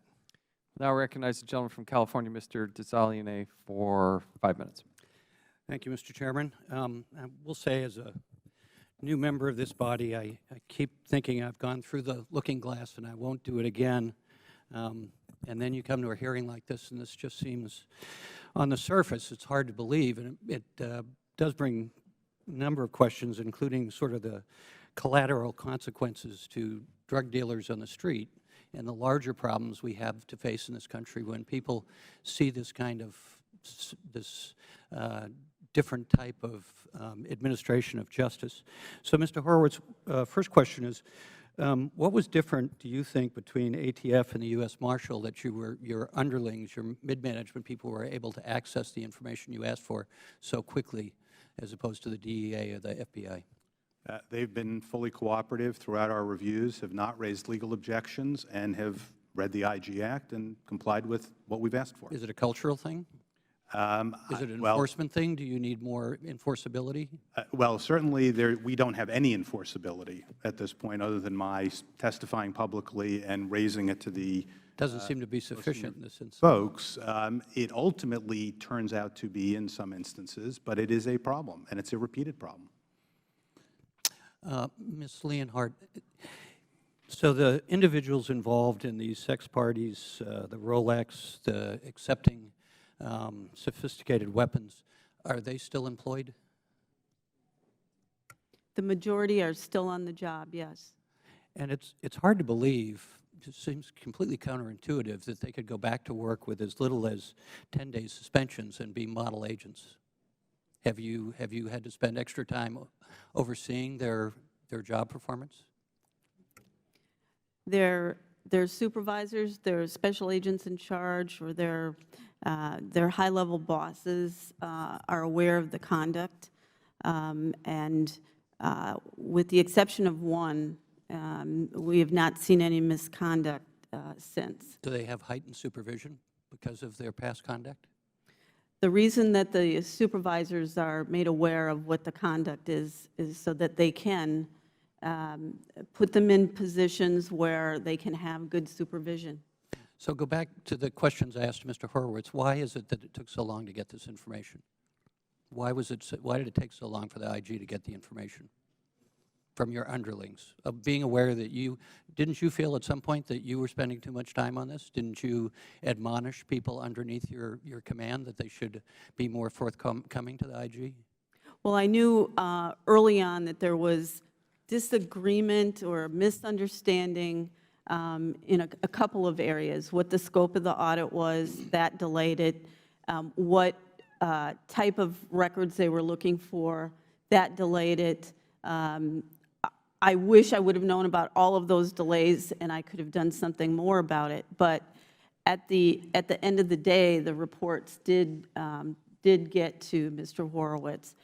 And with audits since, he and I, we kind of have an agreement that if someone is going to deny something to the IG, that it has to be raised up to my level right away so that he and I can discuss it. Sitting here, it seems like it's a question of management that you have to spend this amount of resources in something that's such an egregious case. It just seems a misappropriation of taxpayer funds. So, Mr. Horowitz, if the DEA had at that time the same exemption that the FBI has, would that have been a more efficient response by Congress in terms of making sure that the management tools were there? Well, certainly on the personnel side and the discipline side, that would be something that could occur. Frankly, on the access issues and getting the records promptly, there's no reason why DEA and FBI shouldn't have done the same thing the Marshal Service and ATF did. They didn't question the scope of our audit. They didn't raise concerns about whether we could see names or see the facts or run the search terms. They just did it. So that seems, Ms. Leonhardt, you're complicit in the management problems, that it's not just a culture problem, And with all due respect to your years of service, we heard this, I believe, from the IG when it came to Secret Service. Sometimes you need somebody from the outside. So how do I defend your performance? I think being a DEA agent and being within the agency, I can intervene in ways. All evidence to the contrary, with all due respect in this case.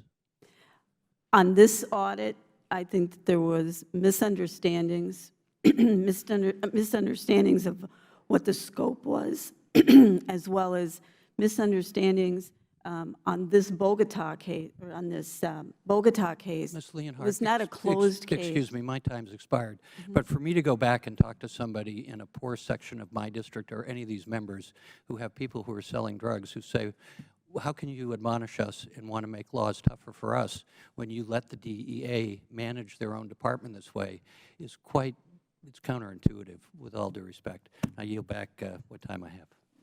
Thank the gentleman. We'll now recognize the gentleman from South Carolina, Mr. Gowdy, for 5 minutes. Thank you, Mr. Chairman. Administrator Leonard, if an agent stateside were soliciting a prostitute that was provided by a drug conspiracy he was investigating, what punishment would you recommend? I can't recommend a punishment. I would just hope that would be thoroughly investigated. And so you're telling me nobody cares what the administrator of the DEA thinks should happen to an agent? You're powerless to express your opinion. You have no First Amendment right when it comes to who works for your agency. I have expressed my opinion in What a was number your of opinion? ways. What did you express? What did you think the proper sanction was? Last year, I sent email and I sent a memo to every employee in DEA and put them on notice that this kind of conduct was not acceptable. My question must have been ambiguous because I wasn't talking about future conduct. I was talking about past conduct. What punishment did you recommend for conduct that happened in the past? Under the civil service law, I cannot recommend a penalty. I can't intervene in the disciplinary process. I can't even make a recommendation. What to does the it take to get, officials. what would it, hypothetically, what would it take to get fired as a DEA agent? Because the agents I used to work with were worried about using their car to go pick up dry cleaning. They were actually worried about using their OGV to pick up dry cleaning. They were worried about being disciplined. So apparently that world has changed. Do you know whether any of the prostitutes were underage? I don't know that. Would that impact whatever recommendation you might have in terms of a sanction? I don't recommend the sanction. I can't fire. I can't recommend a penalty. There's a guide that the deciding officials abide by, and they have a penalty guide that they look at. And the penalty guide for this kind of activity is anything from reprimand to removal. How about security clearance? Do you have any impact over that, whether or not an agent has a security clearance? No, there's adjudicative guidelines, and that has to be adjudicated by the security people. What power do you have? You have to work with agents over whom you can't discipline and have no control, and you have no control over the security clearance. What the hell do you get to do? What I can do is build on and improve mechanisms to make sure that the outcome is what we believe the outcome should be. And that is what happened in Cartagena. That is what's going to happen moving forward. Inspector General Horowitz, I find that stunning. Let me ask you this. Did the agents know that the cartels were providing the prostitutes? What we found, Congressman, from looking in the file was that they should have known, given their trained law enforcement agents, and they were dealing with corrupt law enforcement, local law enforcement, that was providing them with the prostitutes as well as the various gifts. Were they supposed to be investigating these cartels? They were. So they are receiving prostitutes from cartels that they are supposed to be investigating. And she can't fire those agents. You agree with her? She can't fire them? I think as a matter of Title V, she can't directly intervene and fire them. I do think one of the concerns we outline in the report as to DEA and the other 3 agencies is how they adjudicate these cases. They undercharge them in some instances. And so at DEA, for example, sexual harassment, if you're charged with that, there's only one punishment: removal. But if you're charged with conduct unbecoming or poor judgment, which isn't even actually a category, then you've got a range of penalties. And so one of the issues, as you know as a former prosecutor, is how you charge the case. And that has a consequence. Well, Mr. Chairman, I don't know what would need to be done, but I, like my friend from South Carolina, find it stunning that you can solicit prostitutes. Administrator Leonard, do we know whether any of the prostitutes were underage? Do we know whether any of them were part of any human trafficking rings? Because the Bogota case happened a decade ago, there were no interviews of prostitutes. On the more recent one, the Cartagena one, it did not identify an age for the prostitute involved. Mr. Chairman, I would just find it impossible to explain to any reasonable-minded person how an agent cannot be disciplined for soliciting prostitutes from drug cartels that they were ostensibly investigating. I find that stunning. If the gentleman will yield, if somebody murdered somebody, could you fire him? If someone murdered someone, there would be criminal charges, and that's how they'd be fired. But if they were, could you take away their security clearance? The Office's security programs can review security clearances and take their clearances, just as they did with the 3 agents in the Cartagena incident. Gentleman from South Carolina. The gentleman yield for just a second. I'm sorry, I heard you say that there's one thing you could actually fire somebody for, which is sexual harassment. So let me see if I get this correct, Mr. Horowitz, Mrs. Leonard.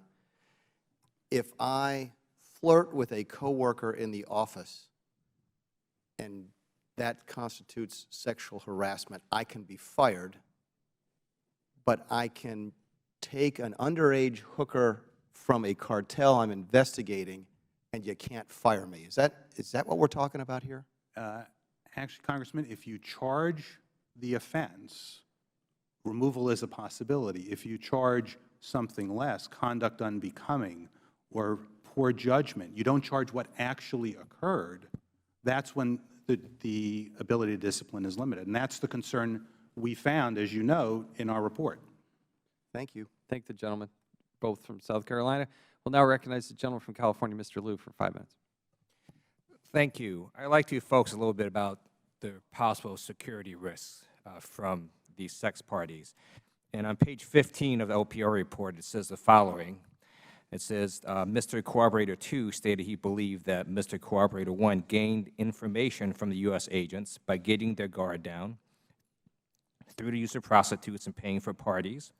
Mr. Cooperator 1 bragged about the parties with prostitutes and how he sold relationship closeness with agents to Mr. Cooperator 2. And then Mr. Cooperator 1 said that he could easily get the agents to talk. So, Ms. Leonhardt, do you believe actual information was compromised through these sex parties? There's no evidence that that any was compromised, but the concern is that participating in this kind of behavior, bringing foreign nationals, bringing prostitutes to your GLQ, bringing them around other agents, all of those are security risks. Doesn't the report itself provide evidence that you had agents in compromised positions, that at least foreign officials believe that the agents were compromised and they could get the agents to talk? Did you do an investigation? How do you know that agents didn't say something that they maybe should not have said or disclose some information they should not have?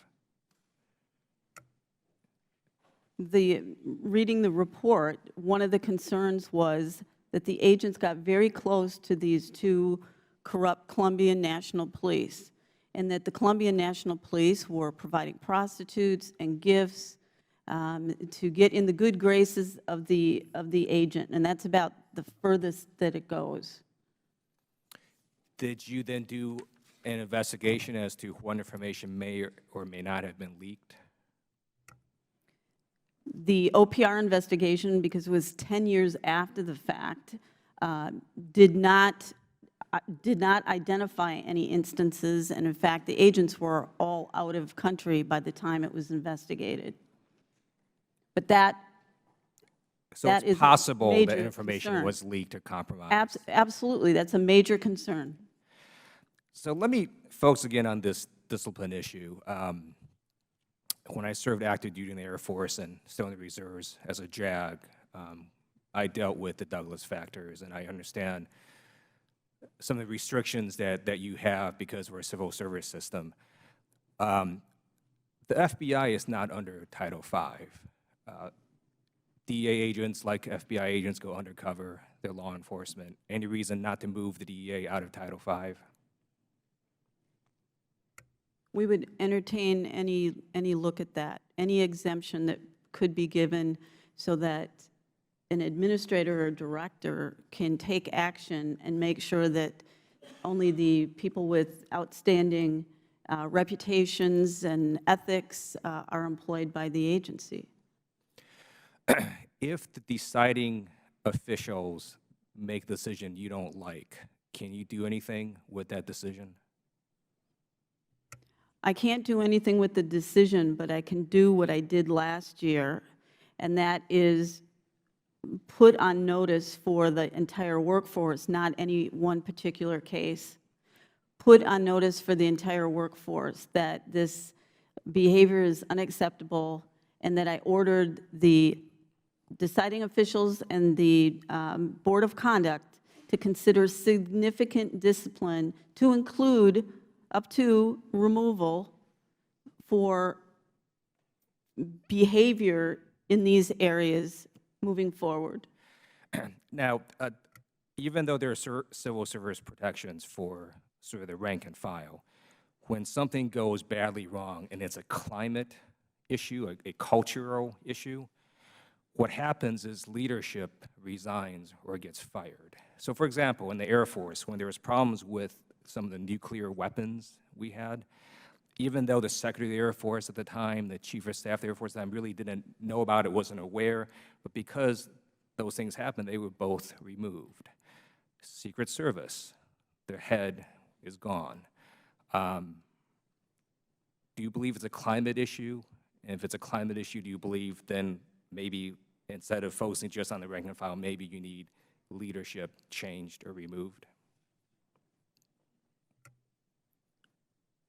We have changed leadership. We have a different set of leaders within DEA now than we did a decade ago.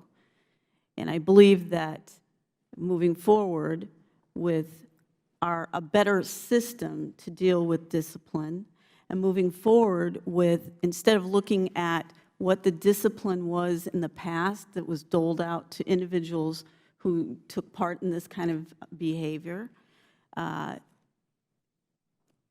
the deciding officials and the Board of Conduct has the clear ability now to, it's a reset, and they can look at the activity and they can say this is, the administrator said this is, deserves significant discipline, and they can take that kind of action. Okay, thank you. I yield back. Thank the gentleman. Now recognize the gentleman from North Carolina, Mr. Walker, for 5 minutes. Thank you, Mr. Chairman. Ms. Leonard, you've said earlier today that you do not dispute the report, I believe is your exact words, yet a couple times you've mentioned this was an isolated incident. From what we've heard today, this has been sort of a spring break frat party mentality for the last 15 years. Now, the adjudicative guidelines for determining eligibility for access to classified information, these are the considerations for whether or not someone is given a security clearance. Is that correct? Okay. Part of the guidelines covers conduct that reflects lack of judgment or a person's ability to protect classified information. Is that correct? That's correct. Are you aware of anyone who's ever been fired for breaching that? Cartagena, the 3 agents, and we've had other agents throughout DA's history that have been. Did you ever have a role in someone losing their job because of the security breaches? Cartagena. Okay. Soliciting prostitutes, does that expose an agent to blackmail? Weren't some of those agents married? I believe so. You know what really even is to me is a more potent question. 2 weeks ago, we had the largest human trafficking event in North Carolina, brought members from 40 agencies across the state. Talked about the human trafficking specifically that drug cartels are involved with. 83% of those girls are from 12 to 14. So my question is this: having gratuitous sex with an underage prostitute, first of all, how egregious it is to even use that despicable language. But second of all, at what point does it become a security breach? You've mentioned the word appalled several times. Are you appalled with that? Absolutely. Well, how appalled do you have to be before you jump up and down and scream and holler and said, this cannot be tolerated? The first incident that I had any dealings with in this manner or about this behavior was Cartagena, and I made sure that the disciplinary system, that there was coordination between the people that do the investigations and the people that do the security clearances, because I, like you, feel it is outrageous behavior, but there are security concerns. They have put themselves in danger. They have put other agents in danger. They have not Sure they protected. have. But listen, there's no statute of limitations in our own countries for having sex with a 13 or 14-year-old. Why are you just telling me that, well, that was long ago, but picking up at this point on, we're trying to, I don't understand that. Can you help me understand it? Well, I will say that the security clearances of all the people involved in the Bogota incident, the one person involved in 2009, those security clearances are currently under review by the Department of Justice. Do you have any concrete proof of the age of these prostitutes that these men were involved with? Have you done any research on that at all? Is there any record that you've read? I have read the reports, and there's nothing to indicate a name. So maybe nobody ever even asked that question. Let me ask you something else. Last Friday, April 10th, the chairman referred to this a little bit earlier. 3 days before this hearing, the Attorney General had to send out a memo reminding law enforcement agents that they are not to solicit prostitutes. Are you familiar with that memo? Yes, I am. The problem with it, or else what? What happens? Just a reminder, I mean, first of all, the fact that we have to remind these agents to be on your best behavior is ludicrous. But the fact is, then what? Evidently, in the past, hey, you may take a couple of days off or even unpaid for 2 weeks at the most. Where's the or else in this? Would you answer that question? What happens? I mean, the Attorney General sent it out. So listen, hey, guys, leave the prostitutes alone. Or what else? Or what's the penalty? What's the concrete solution that has been clearly communicated? Can you explain that or talk about that? Well, working within our system, in the same way the Attorney General put the entire Department of Justice on notice, last year, put the entire DEA workforce on notice that this type of behavior was not to be tolerated and that there would be significant discipline. Well, I have 3 children, and I tell them, talk about sometimes not to do that, but unless the consequences are very clearly communicated, I don't have a shot that they're change the behavior. Last question, and I'll yield back. If you had a chance going back, would you be so appalled that you would do some things different in handling these matters? Without a doubt. Thank you. Yield back. I thank the gentleman. The chair recognizes the gentlewoman from the District of Columbia, Ms. Norton. Thank you very much, Mr. Chairman. I don't know how to describe what we've seen here. Boys going wild, out of sight, out of mind. But what we do know, and what most concerns me, is how these prostitutes were funded. It looks like we have implicated taxpayer funds, that some may have come out of official funds and some out of cartel funds. It's hard for me to know which is worse.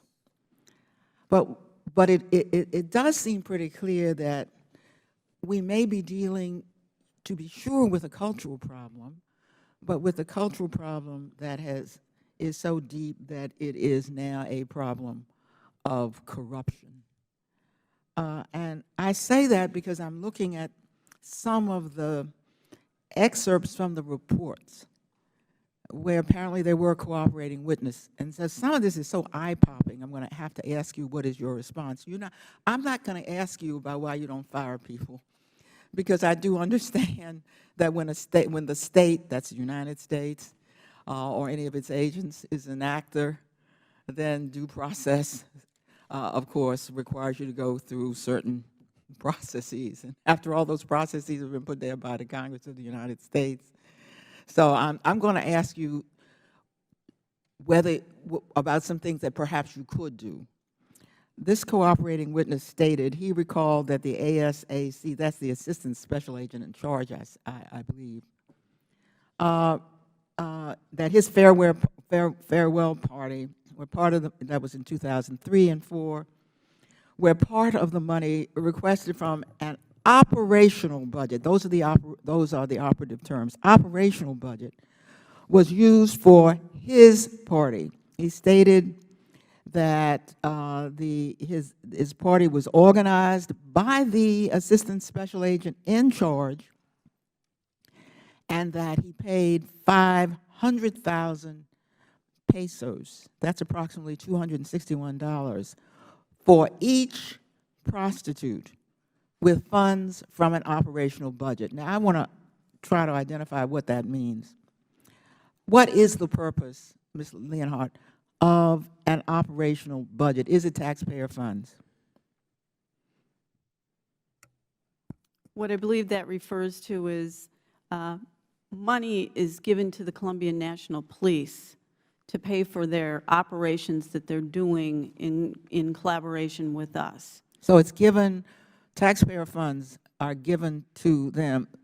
So what we're talking about, funds that were paid not by in this case, out of the operational budget, it looks like by agents. Who is responsible for accounting for these funds in the regional office? The regional director would be responsible for that. Now, if that's the case, since of course you have indicated, and I understand why you can't precipitously fire someone as if this were the private sector when the state is an agent, would that fund continue to be under the same supervision if you had having this kind of information as it was before? The Bogota incident you're talking about was 3 regional directors ago, and the way that DEA operates with the Colombian National Police in these special units has completely changed since. Well, I didn't ask you that. I'm asking how the operational, and now how is the operational budget dealt with? In other words, now it is not in control of the agents themselves to pass out this money to Bogota or anybody else? Is it controlled from your office? No, the funds by the DEA Bogota office that go to the Colombian National Police for operations now are audited. They require receipts. The 2000 to 2003 time frame was at the beginning stages of these units. Well, according to this cooperating witness, again, it's the word operational budgets were presented to the DEA, and there was additional information here I want to quote. For additional funds, apparently not enough funds were in the operational budget, for additional funds which were used for prostitution and parties for agents. Are you aware of that allegation, that they didn't have enough, so they went back and got some more funds? I'm aware that the corrupt national police officers who ended up being indicted by DEA and convicted, that what they were talking about is padding their operational requests that went to DEA to get additional money. In other words, fraudulent budgets. Yes, on behalf of the Columbia National Police. You can't wash the hands of the office. Look, this is a cooperating witness here who stated that the operational budgets were presented to the DEA to cover operational expenses.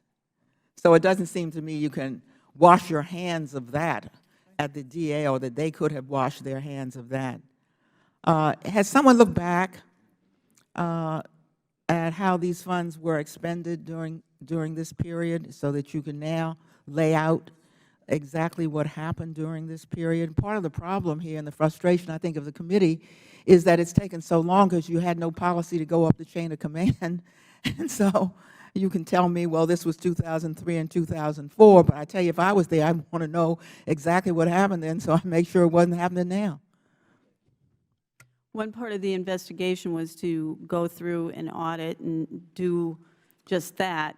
From that period? Yeah, to look at the books from that period of time. Because we understand, again, from one of these cooperating witnesses, he could obtain, this is a quote, prostitutes for agents from the DEA Bogota office. This is what the cooperating witness said. He would pay the girls to come to the parties, and then the agents would pay the girls directly for any sex they wanted. He recalled getting prostitutes for at least 15 to 20 parties. Weren't the DEA agents in Colombia there to crack down on the agents who were on the cartels who were given funds to pay for these parties? The gentlewoman's time has expired, but the gentlewoman may answer.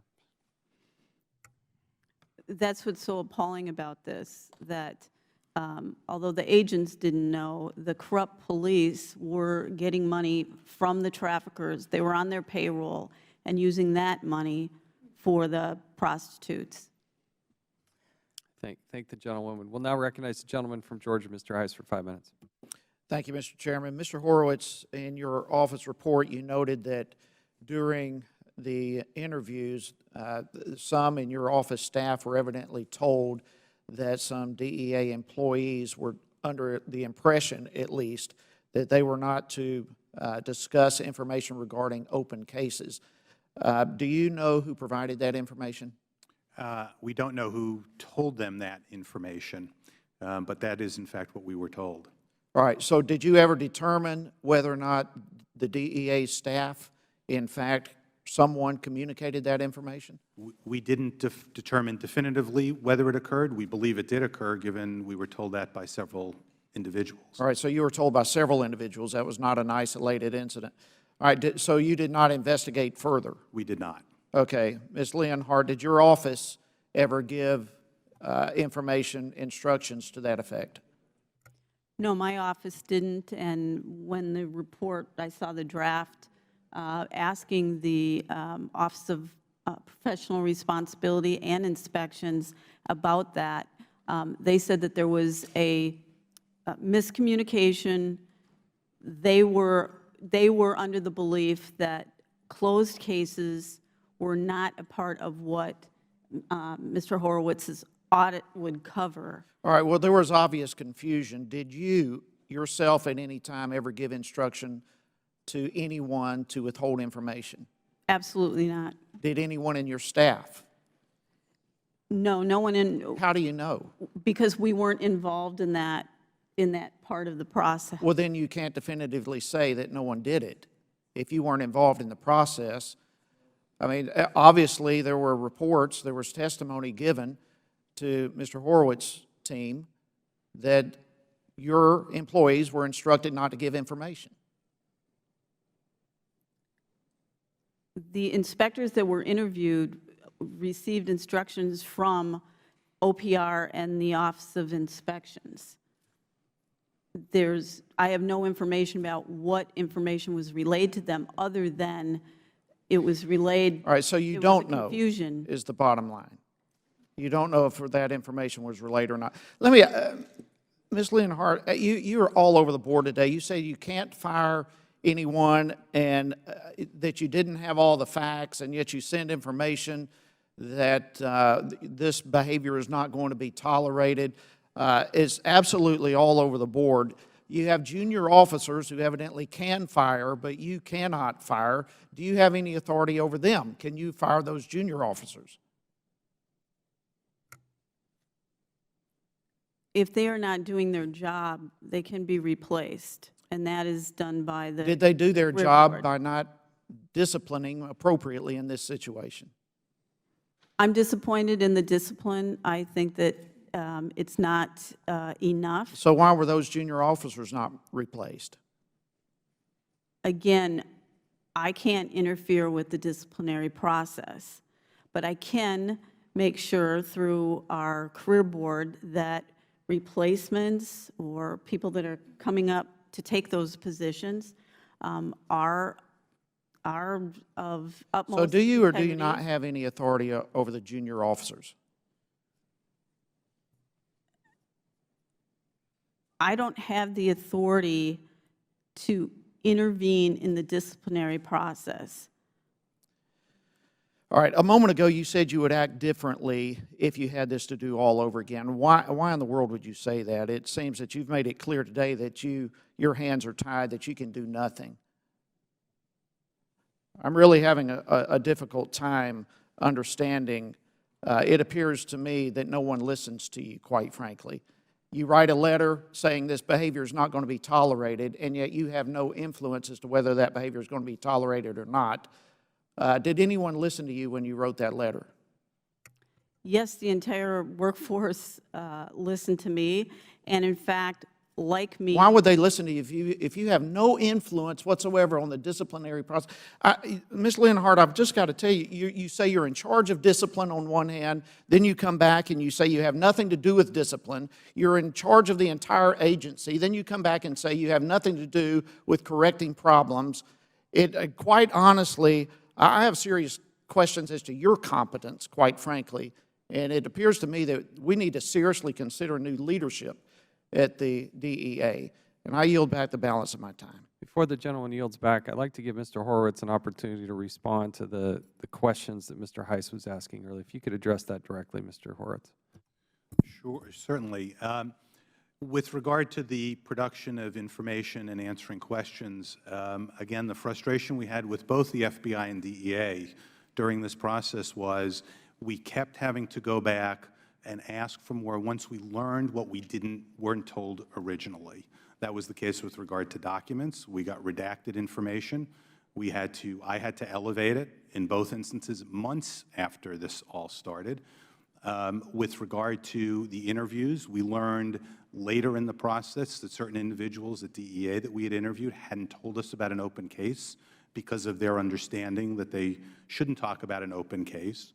We found out that when we did get productions from both the FBI and the DEA that they didn't give us everything. We only learned that because we went back and checked our own records to compare and see if we had everything whether they provided us with everything that we already had. We thought they had even more than we had, which is why we went to them in the first instance for the information. But then we found out that the production was incomplete.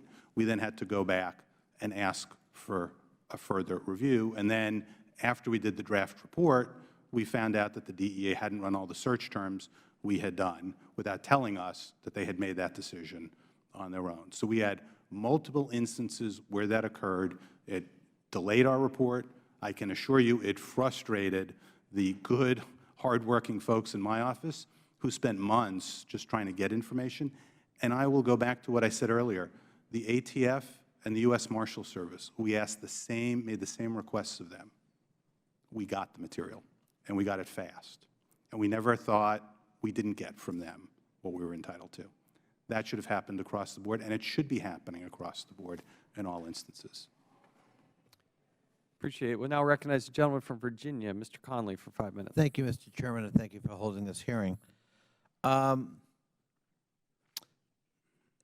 Horowitz, the IG report we're discussing today would seem to suggest that DEA's tolerance level for prostitution depends on the local culture in which what we'd call offense occurs. For example, your report says the DEA inspector told us that prostitution is considered a part of the local culture and is tolerated in certain areas called tolerance zones. Is that correct? That's correct. Ms. Leonhardt, does the DEA recognize that prostitution is embedded in certain local cultures and by implication therefore tolerable, and that you recognize, the agency recognizes tolerance zones for prostitution? No, what I believe the inspector was talking about was in Colombia, there's certain tolerance zones for prostitution. It doesn't matter with the DEA. The partaking in that kind of behavior is against all DEA policies. It's not, it doesn't matter if it's legal in a particular country. It doesn't matter if it's legal in a particular area of a city. It doesn't matter. They're not to take part in that type of behavior. So it's always wrong in terms of your policy, no matter where, no matter when, no matter what the circumstances. That's correct. And that's an explicit policy? You find it in our personnel manual. You find it. There's a chapter called "Thou shalt not." Basically, it's very clear. Okay. Mr. Horowitz, did you confirm that? Well, certainly that wasn't the case back during the course of the years that we reviewed this. That's the problems that we identified here. It was not the case. That was not, certainly not the culture and certainly not the understanding based on the interviews we conducted. I'm going to get to that, but did you find an explicit policy in their personnel manual, human resource policy, that explicitly barred such illicit activity? It did not at that time. It does now in light of both the Administrator's memo and the Attorney General's memo. So, Ms. Leonhardt, when you said to me just now, that's a violation of our existing policy, you meant the new existing policy. Is that correct?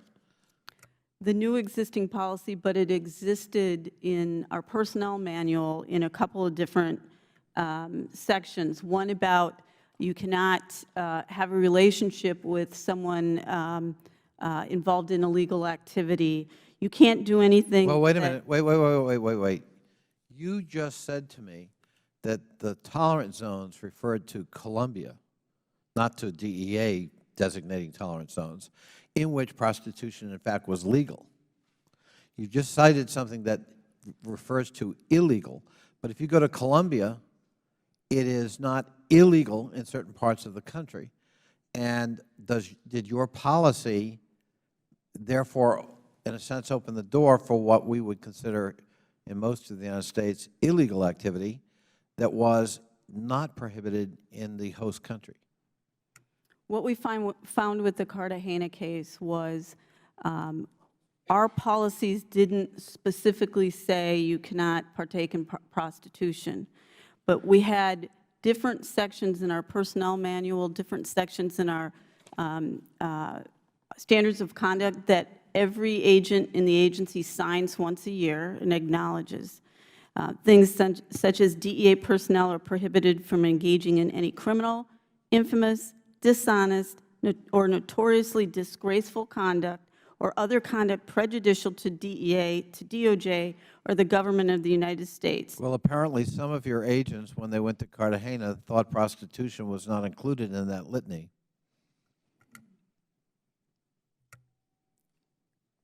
No DEA agent thought that prostitution was okay.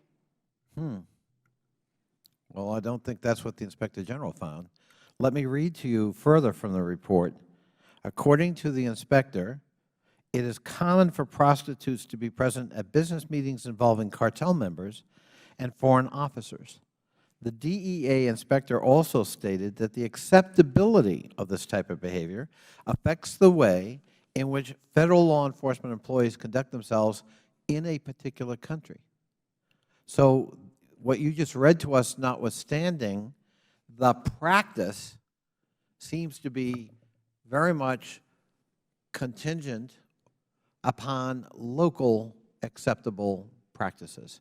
And we're influenced by that, your policy notwithstanding. Would that be fair to say?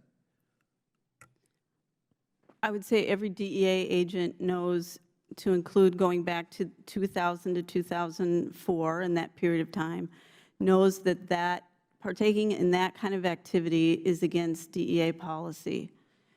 When Cartagena happened, and we reviewed all our policies just to make sure, we decided to strengthen them and to put wording in about prostitution specifically, just to put everybody on notice and make sure it was clear. Our policies were not as clear. They did not specifically say prostitution, but there are 3 or 4 different places in our standards of conduct where you could point to that and say that's a violation of standards of conduct. Would the Chairman allow me one more question? I just have one more question, if the Chair would indulge. Please. Thank you, Mr. Chairman. Mr. Perkins, the report talks about FBI providing employees with extensive pre-deployment training regarding conduct abroad, and has done the most to prepare its employees to make day-to-day decisions, unlike apparently DEA or even the Secret Service. Can you comment on that? I mean, does your training program, in terms of deployment overseas, explicitly deal with issues like prostitution and the sense of dishonor it brings on the United States if its employees engage in that kind of activity? Yes, Congressman. It actually covers a universe of issues, from the personal security of the individuals going overseas to the standards of conduct that we would expect them to exhibit while they're overseas. A good bit of this began actually under former Director Louis Freeh as we began to expand our overseas presence. With the wars in Iraq and Afghanistan, we had a significant presence overseas at that time, which required, yet again, additional training added to that. As our overseas presence remains high, we see great benefit in maintaining that type of pre-deployment training for these individuals. And final point on training, Ms. Leonard, does DEA have a program similar to the FBI in terms of pre-deployment training? Yes, we do. It's called the Foreign Orientation Program. And in May of 2012, we were handing out the State Department cable prohibiting prostitution, even if it's legal in a country. We also added extra slides to a presentation that our OPR gives to all the employees and their spouses before they head overseas. And that includes information about prostitution, information about security clearances. So they are informed before they go overseas. Okay, thank you. My time is up. Mr. Chairman, I just would like to pursue with you at some point this whole issue of training, because I think that has a great bearing on what was allowed to happen. Thank you, Mr. Chairman. Thank you. Now recognize the gentleman from North Carolina, Mr. Meadows, for 5 minutes. Thank you, Mr. Chairman. Ms. Leonhardt, you've been with DEA for how many years? 35. 35 years, and as I understand it, about 5 years as in your current position Since 2010. Since 2010. So you take this very seriously, being part of law enforcement. I enjoy a great relationship with law enforcement back home, and the standards of which they take. And so standards that are violated by some within our ranks really paint a very bad picture for the rest who serve diligently. Wouldn't you agree with that? Yes, these are, a few compared to the 4,600 agents that work for DEA. We're very proud of our agency, and this hits us hard. Well, and it should hit you hard, and it sounds like that, you keep saying that you're appalled and that you just can't believe this kind of behavior. But my concern is in 1994, there was a GAO report that outlined, and you were there at that particular time, that outlined, sexual misconduct within the agency. Then again, in 2004, there was an OIG study that talked about the same kind of inappropriate behavior. And yet, here we are today with a new OIG report that's over 100 pages in length, but we're addressing a decade-old cultural problem, aren't we? This is not new to you. Is that correct? This is new to me in this position, but in law enforcement, obviously, every company, every organization has some people that are not going to follow the rules. And to see what happened back in 2000 to 2003 in Colombia, to see what happened in 2009 with the incident with the agent in Bogota, and then to see Cartagena, this is our opportunity to make sure that that culture, if there was one that existed, that there's no doubt that employees know that this is unacceptable and see what will happen to them. That is why firing the 3 employees, agents after Cartagena sets the tone for what happens from here on. Well, it might if it wasn't reinforced in other ways. And let me tell you, you keep coming back to Cartagena because it really may be the only time that there have been people that have actually been disciplined for improper conduct. Wouldn't you agree with that? So you keep running back to this as a good example, but yet your directive didn't come out until 2 years after that event. You were bragging about your directive that you sent out. Didn't that go out in 2014? Yes, it went out as... So why, if you were concerned about the culture, wouldn't it have gone out immediately after the event, or is it just that the press has started to report this as a problem and now it's a problem for you? No, actually, we had discussion, the executive staff, on what things we should put in place. And we started putting things in place in 2012 after the discovery of what happened in Cartagena. So is it your testimony that it took you 2 years to figure out what to put in a directive? Is that your testimony here today? No, actually, we drafted that back after a working group got together to decide what steps should we immediately put in place. We drafted that, and on the heels of the Cartagena case, being able to show, here's what happens if you partake in this behavior. We had the disciplinary case finalized. We went out with a series of things. That memo, we had already put additional training, every basic agent training, every intel analyst training. Okay, I'm running out of time, so let me do this one follow-up, because I have reason to believe that some of the people that today you're saying should have been fired, but that you didn't give a directive. But I have reason to believe that some of them have actually gotten promotions, have gotten bonuses, and have gotten new assignments. Would you agree with that? I know that some of them? I know that a number of them were promoted between the activity in 2000 and when it came to light in 2010. I can tell you that since the allegations were raised and investigated, there have been no promotions. How about bonuses? Because I have reason to believe that there were bonuses that were given. Yeah, I mean, I'm sure you've just looked into all of this, so were there bonuses given to some of those folks? I know that there were bonuses given to the regional director. I don't know about bonuses given to the, I don't know about... So some bonuses were given to people who were directly involved in this particular thing that most Americans find offensive. The regional... Yes or no? No. The regional director was not... Well, you said you just didn't know, so how would you know that? No, the regional director that got bonuses was not directly involved in this. I don't know as to the other employees. So is it possible they got bonuses? It's very possible. It's very possible, because our intel would say that it is. So here's I appreciate the patience of the chair.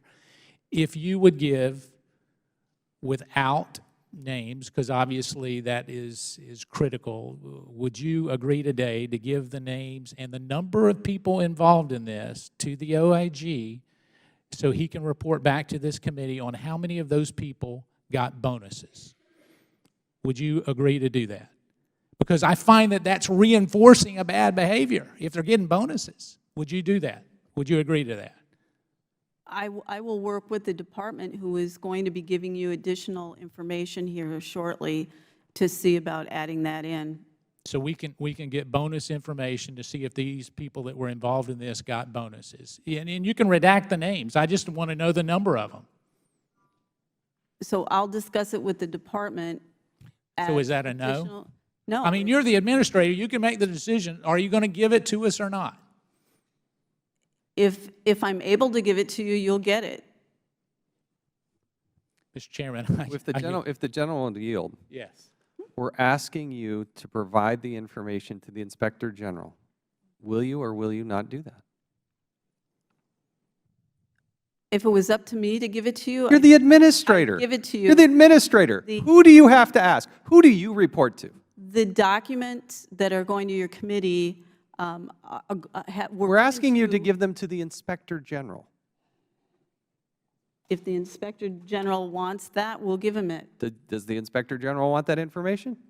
I'd be happy to take that information and look into the issue. Will the Inspector General report back to this committee at its earliest convenience about these particular individuals? And to suggest that the more senior person wasn't directly involved, he was involved, was he not? He was not involved in the activity. Did he properly report up the chain of command? He didn't report it to the right place.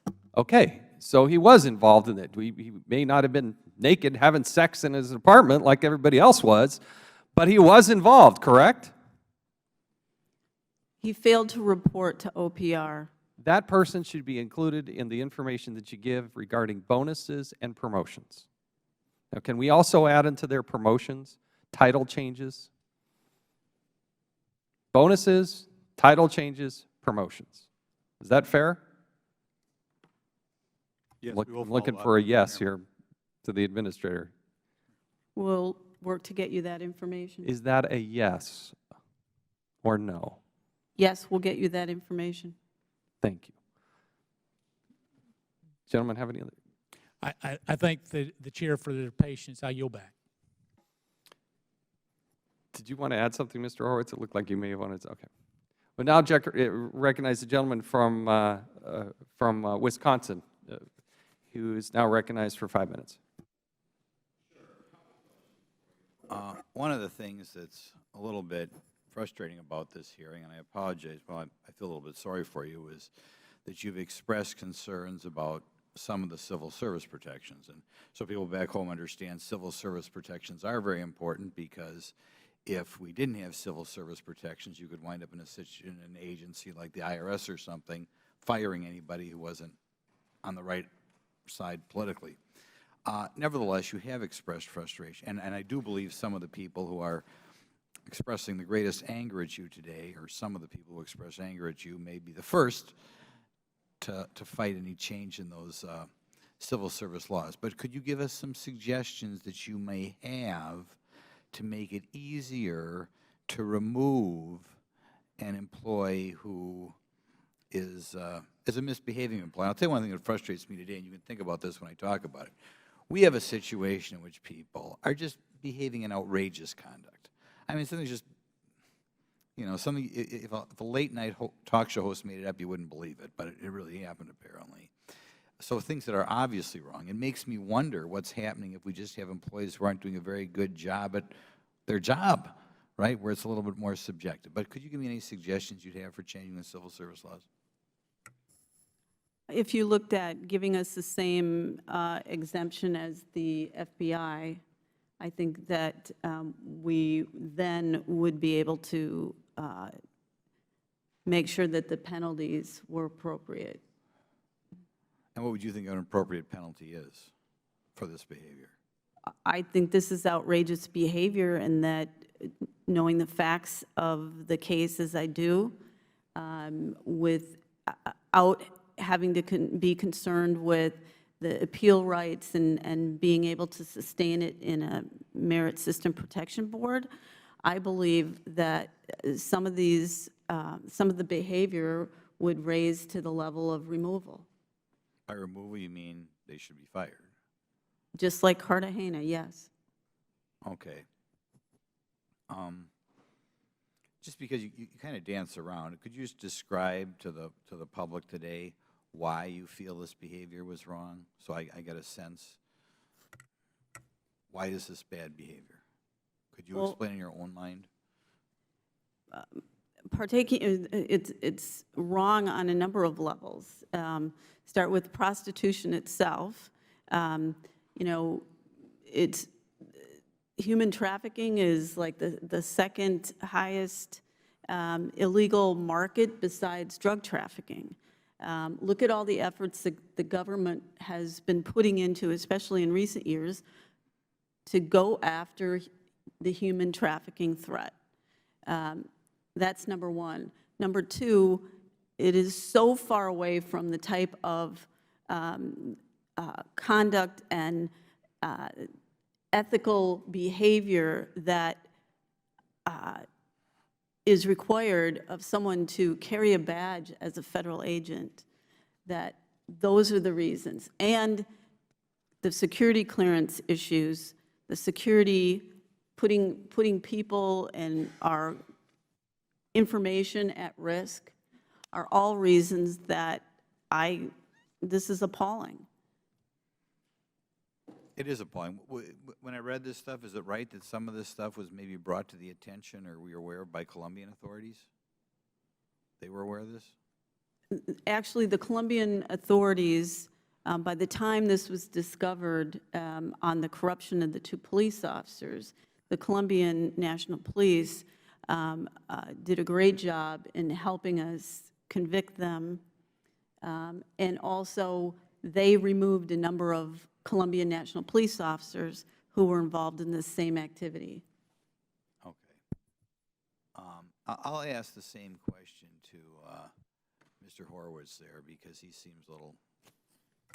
Could you comment on how you feel we should change, with still keeping protections for people, but change things a little bit so that we maybe had a little, not just outrageous conduct, but even competent conduct out of the DEA? Well, within the current structure, there needs to be prompt reporting, prompt investigating, prompt disciplinary action, and follow-through. I mean, that's within the current structure. That can be done. You mentioned the Colombian National example. Those events that were learned about from the Colombian National officers who were corrupt and disclosed the information related to the 2001-2004 events. All of the DEA officials involved in those events down in Colombia said nothing about it. Think about it. It was learned 8 years, 6, 7, 8 years later when corrupt Colombian National officers disclosed it. That's a problem, a serious problem, that no one thought that that was reportable to headquarters and that there needed to be follow-through. Whether it's the current system, frankly, whether it's under an FBI regime, that was the fundamental flaw there, right? No one thought it was important enough or serious enough to raise to headquarters. Well, it's good that the Colombian people had a little higher standards. Well, these were the corrupt officers. Right, but I mean, eventually that they felt there was something wrong. Right, that they felt it was wrong, and once they, of course, got arrested, they were more than happy to come in and report out on what had occurred. Thank you. Thank the gentleman. Now recognize the gentleman from Alabama, Mr. Palmer, for 5 minutes. Thank you, Mr. Chairman. Ms. Leonhardt, is there any policy against turning over DEA weapons or communication devices to foreign agents or any non-DEA or non-U.S. official? If I hear you right, you're asking about prohibition on turning over a device? Not having immediate supervision of the weapons and devices that belong to an agent. Well, number one, securing your weapon, that's required. Now, I'm not asking you about that. I'm asking you, is there any policy at the DEA that would result in any kind of reprimand or punishment for not having immediate supervision of your weapons and communication devices? That's a yes or no. It could fall under, No, that's, depending on the it's circumstances. a yes or no. You either have Yeah. a penalty for not securing your weapon and your communications devices. it because could- there are things on those communication devices that could be used against other agents, against this country. It could fall under poor judgment. There's a number of areas, there's policies on Poor securing. judgment has already been. securing It's information. already been pointed out, poor judgment's not one of those official criteria. And what happened here, you talked about these corrupt police officers. Is it true that the same officers who helped facilitate these parties may have helped pay for the prostitutes, supervised, had control of the agents' weapons and communication devices, possibly the security, their badges, and is that also the case? Part of the report is that while some of the agents were involved in that activity. No, it's a that yes. they're- It's a yes or no. Yes. Okay. As egregious as the activity that the agents were involved in, which is in many respects a crime against humanity because of the ages of these girls, could you not find a reason to reprimand or fire agents for turning over their weapons and their communications devices to foreign nationals? I mean, for crying out loud, China is investing in South America and Latin America. They're going to spend another $250 billion over the next 10 years down there. Did it not occur to anyone that this might also be a national security breach or a problem along that line?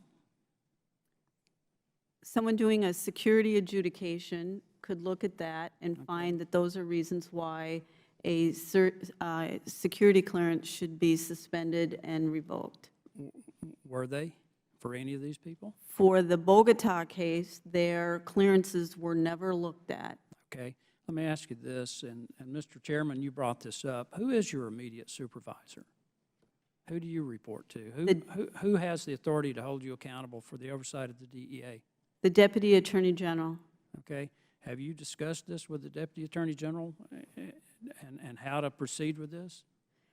I briefed the Deputy Attorney General on these cases recently. Did he make any recommendations about how to proceed? Yes. The security clearances are currently being reviewed by the Department I want to of ask you Justice. something more specific. Did the Deputy Attorney General express any reservations about how the DEA has handled this? And did that, and in the discussions, was there any discussion about how to respond to the request from the Inspector General's office, Office of the Inspector General? I've had multiple conversations with the DAG's office on turning over documents to the OIG, and they've given us good guidance on that. So they gave you good guidance, so that means they approved of not turning over the documents that the Inspector General requested? No, actually, we didn't know. We were worried about the victims' names and how to handle that. Mr. Horowitz, you have said that there have been numerous instances where the FBI has failed to submit sufficient material to the office. You've mentioned it about the DEA. When you were here in January, you spoke of agencies, particularly the FBI and others, delaying production of material. I asked you then, did this rise to obstruction? You said it had a significant impact on reviews, but failed to go as far as calling it obstruction. I want to ask you that again. Are you willing to call it obstruction now? What occurred back in 2013 when we were given redacted documents impeded and obstructed our ability to move forward with this investigation in a timely manner. And it took months, and it required me to elevate it to the leadership of both agencies, and it was when I elevated it that we got the reaction. But I didn't have to do that with ATF and the Marshal Service. Right. And I shouldn't have to do that. And I'm still having to do that on multiple instances. I'm not trying to put you on the spot, but it appears to me that you've been obstructed. Yep. I think in this instance we were obstructed. Ms. Leonard, is there still information that you'd like to get from the DEA? I think at this point, we made a decision to simply move forward, issue the report, even though we had concerns about both the FBI and DEA's productions, because this was so important to put forward. And frankly, at this point, we've got other reports to do and get to that we still have the same issues on. Just different content. Is there additional information you'd like to have, though? On this issue, no. Okay. On others, yes. Thank you, Mr. Chairman. Thank the gentleman. Now recognize the gentleman from Massachusetts, Mr. Lynch. Thank you, Mr. Chairman. Mr. Chairman, I'm not sure if the memo from Attorney General Holder has been admitted to evidence, but in case it hasn't, would you, Without objection, so ordered. Okay, great. Ms. Leonhardt and Mr. Horowitz, in the Attorney General's memo for all department personnel dated April 10th, 2015, subject prohibition on solicitation of prostitution. It says that the solicitation of prostitutes creates a greater demand for human trafficking victims and a consequent increase in the number of minors and adult persons trafficked into commercial sex slavery. Do you agree with that? Do you agree with that assessment? I certainly think it raises the risks. You agree with that? I certainly do. Yeah. Okay. And also in, you know, under the Department of Homeland Security regs and a couple of the statutes we have, what we're talking about here, the solicitation of prostitutes for 15 to 20 parties, is clearly within the definition of human trafficking.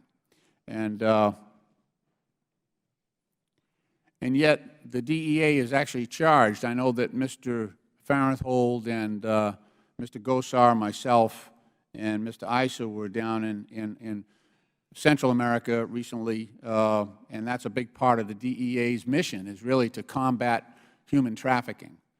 And we actually give grants to the Department of, to the DEA and to the FBI and to the State Department as part of the Trafficking Victims Protection Act and the Violence Against Women Act. We give grants to your agency to prevent human trafficking, prevent prostitution. And yet the very people, the very departments that are getting this money, in this case, are engaging in human trafficking. And it just brings me, you know, back to the unbelievability of what has happened here. It is really unbelievable. Under the Douglas factors that we use in determining discipline, one of the factors is the seriousness of the offense and whether the offense is in direct violation of the agency policy and the notoriety of the offense and whether that offense prohibits that individual from doing their job. So in this case, we have DEA agents that are still on the job that are receiving federal grants to stop trafficking who have already engaged and admitted to trafficking. And I don't see the end of this. I don't see the end of this if we leave this situation the way it is. And so, Ms. Leonhardt, you know, I wouldn't believe this would be necessary, but we may need to amend Title V. We may have to put in a provision that says that holds you accountable. Because right now you could pass it off to somebody below you. You don't have to accept responsibility, and you haven't. And that's, you know, that's clear. But if we adopted an amendment to Title V that said outrageous and/or criminal conduct in direct violation of an agency's mission would give you the ability to fire somebody, that would solve this, I think, in part. And also the failure to report, because that's where this has started, where the managers at the lower levels did not report, did not kick this up the chain of command. And so we need to hold them accountable too, and there should be a provision that says refusal or failure to report an offense like this will give the agency and the government the ability to claw back pensions, claw back salary that was accepted by those individuals who were violating the law. It's a shame that we have to get to this, but you know, I actually think that that may be where we're at right now. I'll yield back the balance of my time. Thank the gentleman. I'm going to recognize myself. I do have a series of questions as we wrap up here. Administrator Leonard, you became you've tried to paint a picture. This was a decade ago. I've heard you say multiple times 10 years ago. When did you become the deputy administrator? I was confirmed in March of 2004. How many deputies are there, deputy administrators are there? There's one. So you were the sole deputy administrator, and then you became the acting administrator. When was that? 2007. And then you were confirmed in 2010. 10. So it's pretty safe to say that you've had your finger on the pulse of this department or this agency for more than a decade. Correct? You've been there 35 years, correct? Either as the deputy or the acting administrator or administrator, yes, since 2004. One of the things that you said that is troubling, and a long list, and was brought up by Mr. Lynch, is the idea that, and it was in response to some of the gentlemen over here who asked a question about those that were directly involved. I want you to seriously consider, I want all the departments and agencies to seriously consider, in my mind, they are directly involved if they fail to report. You may not have been the person who was directly, fully engaged in the inappropriate behavior, but once you know about it, you have a responsibility to deal with it under department policies, correct? That's correct. So when you suggest that they weren't directly involved, that offers me great concern. Do you understand that? I do understand that. I was just making the point that he wasn't involved in the behavior. He failed to report, and that's what his shortcomings were. Part of the abhorrent behavior is covering it up. That's the concern, and that's essentially what it is. It's covering it up by not reporting it up the chain because, as Mr. Horowitz pointed out, the only alternative based on the law enforcement component offense tables in Appendix 3 of sexual misconduct and sexual harassment is removal. It's the only one. There's no ifs, ands, or buts. There's no ambiguity. I know there are things that we're going to look at with Title V and whatnot, but removal is the only option. So let me ask you, Administrator, do you believe that soliciting prostitution is sexual harassment? No, I believe that prostitution is sexual misconduct. Explain the difference between sexual misconduct and sexual harassment. Sexual harassment is a workplace behavior.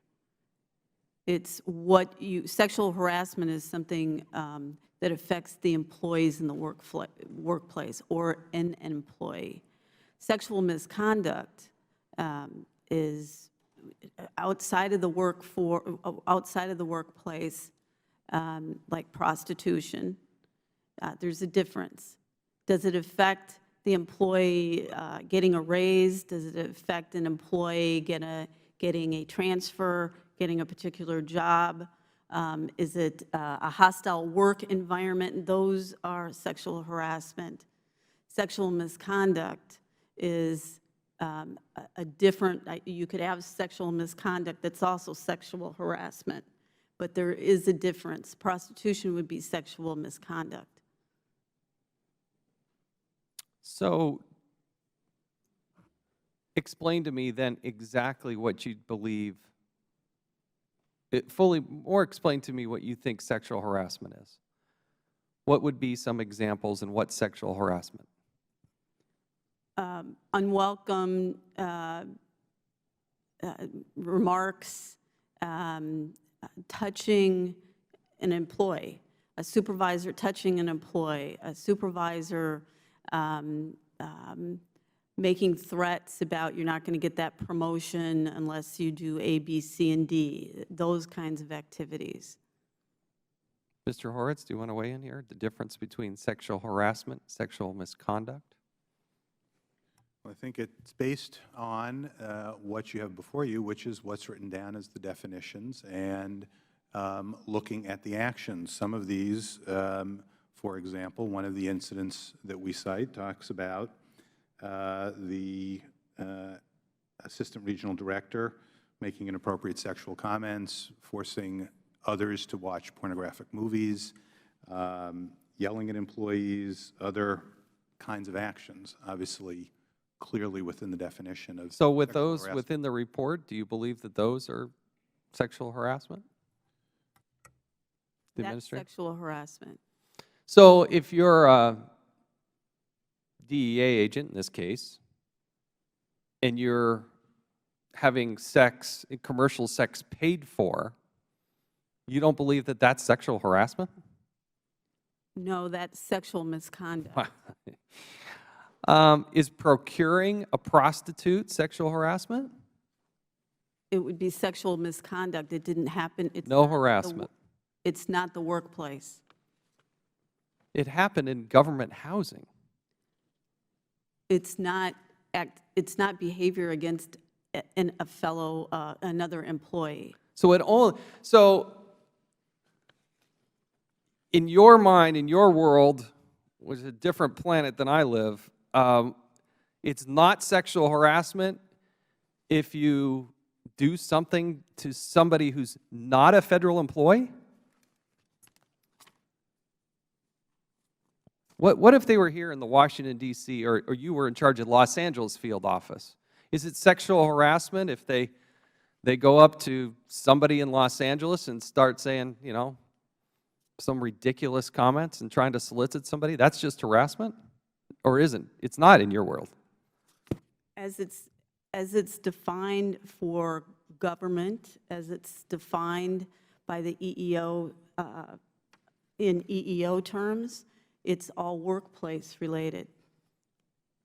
So in the course of the workplace, somebody they're investigating, if they accept, if the federal employee accepts commercial sex, is that sexual harassment? That's sexual misconduct. We'll have to further explore this because I think we're getting to the heart of one of the biggest problems here, which is in your world, which I don't think is the real world. The charge here for the person in Bogota was improper association. Does that sound like the appropriate charge?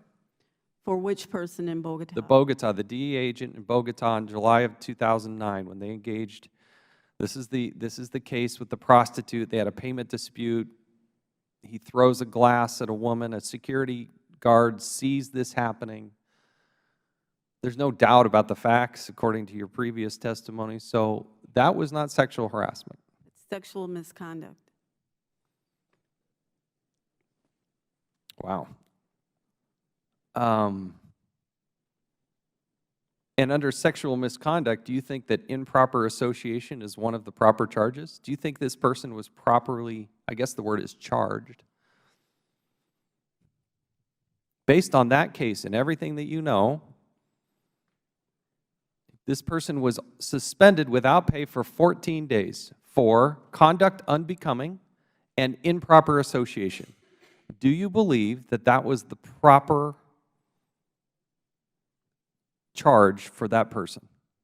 I believe those are two proper charges. The deciding official had a number of other charges that they could have looked at as well. I'm asking what you personally believe. What do you believe they should have been charged with? Or do you believe that that was the proper conclusion? I think it would be conduct unbecoming. It is improper association. I would have concerns about false statements, I have a number of concerns with those cases. Any other, your professional opinion, your experience, you worked for the OPR, you've been at the agency for 30-plus years, you've been either the acting or the deputy or administrator for more than a decade. Do you believe that this person in Bogota was properly charged, or do you believe that they fell short? What else, if they did fall short, what else do you think they should have been charged with? I do believe it fell short. So what else should they have been charged with? As I said, it's not so much the charge, it's the penalty. The other charges that could have been not. The charge determines the penalty. And when you say that this person engaging with a prostitute, throwing a glass at her, I mean, how many things could we list out that are wrong with that in every step? And improper association is the one that they go with? The penalty for improper association and conduct unbecoming can be removal. And it was only 14 days. We even had an eyewitness. A security guard worked for the federal government. Do you think any of these cases that we brought before you there should be additional charges? Again, not knowing all the facts that the You said you knew all the facts. You just issued a memo on March 26 saying that you had fully investigated this. If I can. It says, quote, these allegations were fully investigated by DEA Office of Professional Responsibility. You sent this out at 5:33 p.m. on March 26, 2015. Not knowing all the circumstances that the deciding officials, who are the only ones that can decide punishment in DEA, not knowing everything they took into consideration, they could have, by charging conduct unbecoming and improper association, the penalties are up to removal. Mr. Horowitz, do you have a comment on this? Well, I think the concern we found, as we cite in our report, is that they were charged with offenses such as conduct unbecoming, poor judgment, which, by the way, isn't the category, and others that were inconsistent. And the concern is, and we deal with this in our own agency when we have to look at individuals who may have engaged in misconduct, you want to charge what the number of charges should be, in part because there's precedent. You look to what prior individuals got for similarly situated conduct under similar charges. And so that's one of the concerns we have as we lay out here as to the importance of consistent charging and charging the appropriate offense. To the Administrator, are you, is the DEA part of the intelligence community? A sliver of DEA. Sorry, your microphone. A sliver of DEA is a part of the intelligence community. Is it governed by the Intelligence Community Directive number 704? That sliver of the agency is, yes. Define that sliver, please. Under 60 positions in DEA within the intelligence division. Those that are serving overseas, would they be subject to this? It depends on the position. There are in some countries some intelligence analysts that would be under that. The special agents would not.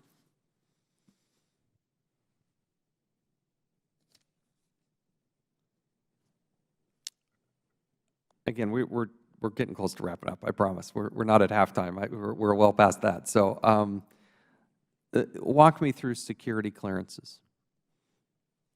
Who makes the determination who gets the security clearance, and who makes the decision as to whether or not it's revoked and when? The same office that determines that a new employee gets a security clearance, that same office makes the determination. What office is that? Office of Security Programs. They do all adjudicating of security clearances for new employees, for contract employees, for anybody that's going to be in the workforce within DEA. This same office also handles periodic reinvestigations and handles reviews of people who already have security clearances. So, for instance, in the Cartagena case, OPR referred the case over to security programs when they had completed their investigation, and security programs did a complete review of their security clearances, adjudicated it, made a decision that there was enough to move to suspend the clearance, and then the agency moved for, because the person no longer has a security clearance, removal from service, because they can't be a DEA employee without having a security clearance. So what are the standards by which you can have and not have a security clearance? Where is that standard? There's a number of things they look at. The main thing is securing information, national security interest information. Does this person with their Contact with a foreign national, allowed or not allowed? Unreported, I should say. Not allowed if it's unreported, and there's rules for reporting. Is there a document that determines, that governs what you will and will not give for security clearances? There's a document that every employee is to fill out, an SF-86. But it's just a couple of dudes down in the bowels of the DEA that just make a random decision, or how's this decision made? No, they're trained on adjudication. They review if there's anything that is a red flag for them, like past Sexual misconduct, red flag?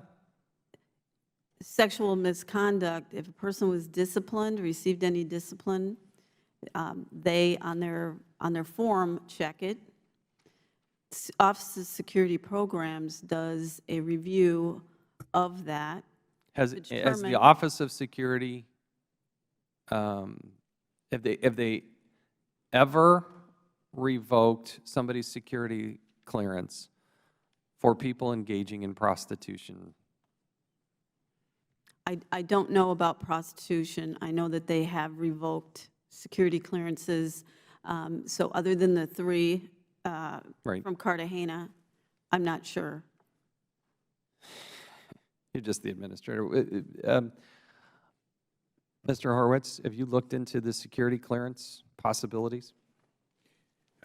We didn't look into what could have happened had they been referred to the Office of Security Programs, primarily because the concern we saw was that they weren't being referred to the Office of Security Programs. So we weren't in a position to review what actions they took with regard to these matters, because we learned that OPR, when they did finally get these allegations, never turned around and sent them to the OSP. What do you say about that, Ms. Leonard? That's one of the changes we've put in place. When? November of last year.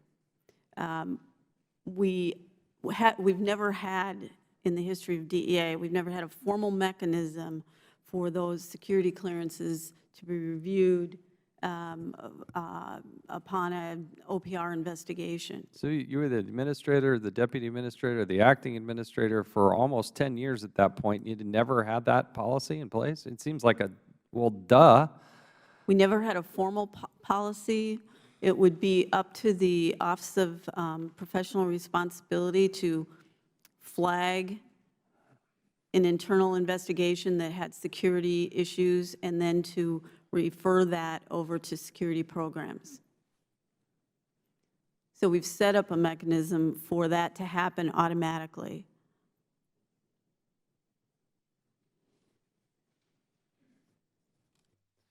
So were those recommendations made before or after the draft report from the Inspector General? The recommendation that security programs, that Office of Professional Responsibility flag security violations and give them to security programs was happening long before that. What we did is, in Cartagena, made sure that the security clearances were reviewed, and then more recently in November set up a mechanism so that security programs and OPR have a mechanism to pass on a regular basis, security clearance is over. That's just unbelievable to me. It just, you know, there's some things you just think, you just think this has to be happening. On the one hand, you got this problem. I mean, we've listed out the host. This is not one incident. I mean, we're going to have some people do something stupid somewhere. People are going to make mistakes. People are going to get themselves into trouble. I get this, but it was happening with such frequency. To not have that moved up the chain, for you to earlier not say, well, they weren't directly involved, you got to hold everybody accountable to get that thing all the way to the finish line. I just don't understand why you personally don't take a hand in that. Mr. Horowitz has referenced these made-up categories of offenses. Why did you make those up? That's how employees for the last 40 years have been charged at DEA. So never mind the guidelines. You just so we just keep doing it like we did 40 years ago. What? part of charging by the Board of Conduct and by the deciding officials is to look at agency precedent and government precedent. And so the problem, though, and again, we've exhausted this, we're getting to the end, is that this is a problem. You say, you get called before this committee and say, oh, it's terrible, it's awful. But you personally have been responsible for this for more than a decade, and you didn't do anything about it. You may cry in the mirror, but I'm telling you, you were in a position to do it, and you didn't. And after Cartagena, that should have been a wake-up call, and it took you 2 years to get out a memo. 2 years, as Mr. Meadows brought up.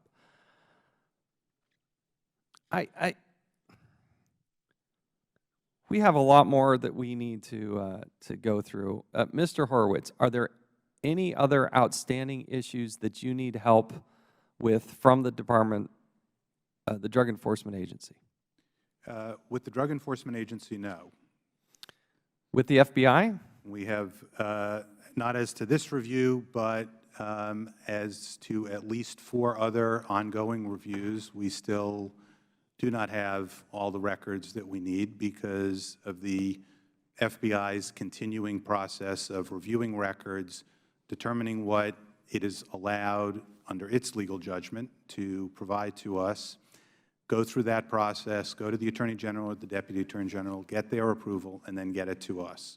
So as to several ongoing reviews, we still do not have all the materials that are responsive to our requests. So, Mr. Perkins, why does the FBI think that they're so special and don't have to adhere to the law and don't do what the other agencies are doing within the Department of Justice? Mr. Chairman, we are adhering to the law. I take exception with the Inspector General's comments along those lines.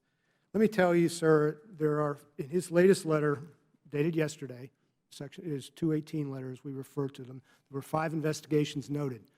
The records that they wish to receive that are being delayed involve email. We have turned over 35,000 emails to them. There are 200 emails in question out of 35,000 that we are working with them to go through. We believe in the rule of law. We have a legal disagreement with the Inspector General. Mr. Horowitz? Can I be clear? They're not working with us to get us the 200 emails. They haven't given us the 200 emails. Our understanding is it's because they believe they have a legal review to conduct. That's why what our understanding is as to why we're not getting them. For several of these matters, these are multi-months. We've been waiting for them. There is no reason why we should not be getting the materials immediately. None whatsoever. I understand they have a legal position that is different. Frankly, the easiest way to resolve this, and I think on this we're in complete agreement, is if the Office of Legal Counsel would simply issue its opinion, I think we would both say we would be very satisfied. And how long has this been pending at the OLC? Well, May will be the 1-year anniversary. I concur with the Inspector General. We will follow the OLC opinion to the letter. Why are you different than the other departments and agencies within the Department of Justice? I can't speak for the other agencies, Mr. Chairman. What I can speak for is matters involving Rule 6E, matters involving the Financial Privacy Act, and other matters that we strongly believe we have a legal responsibility to review and provide then to the Inspector General.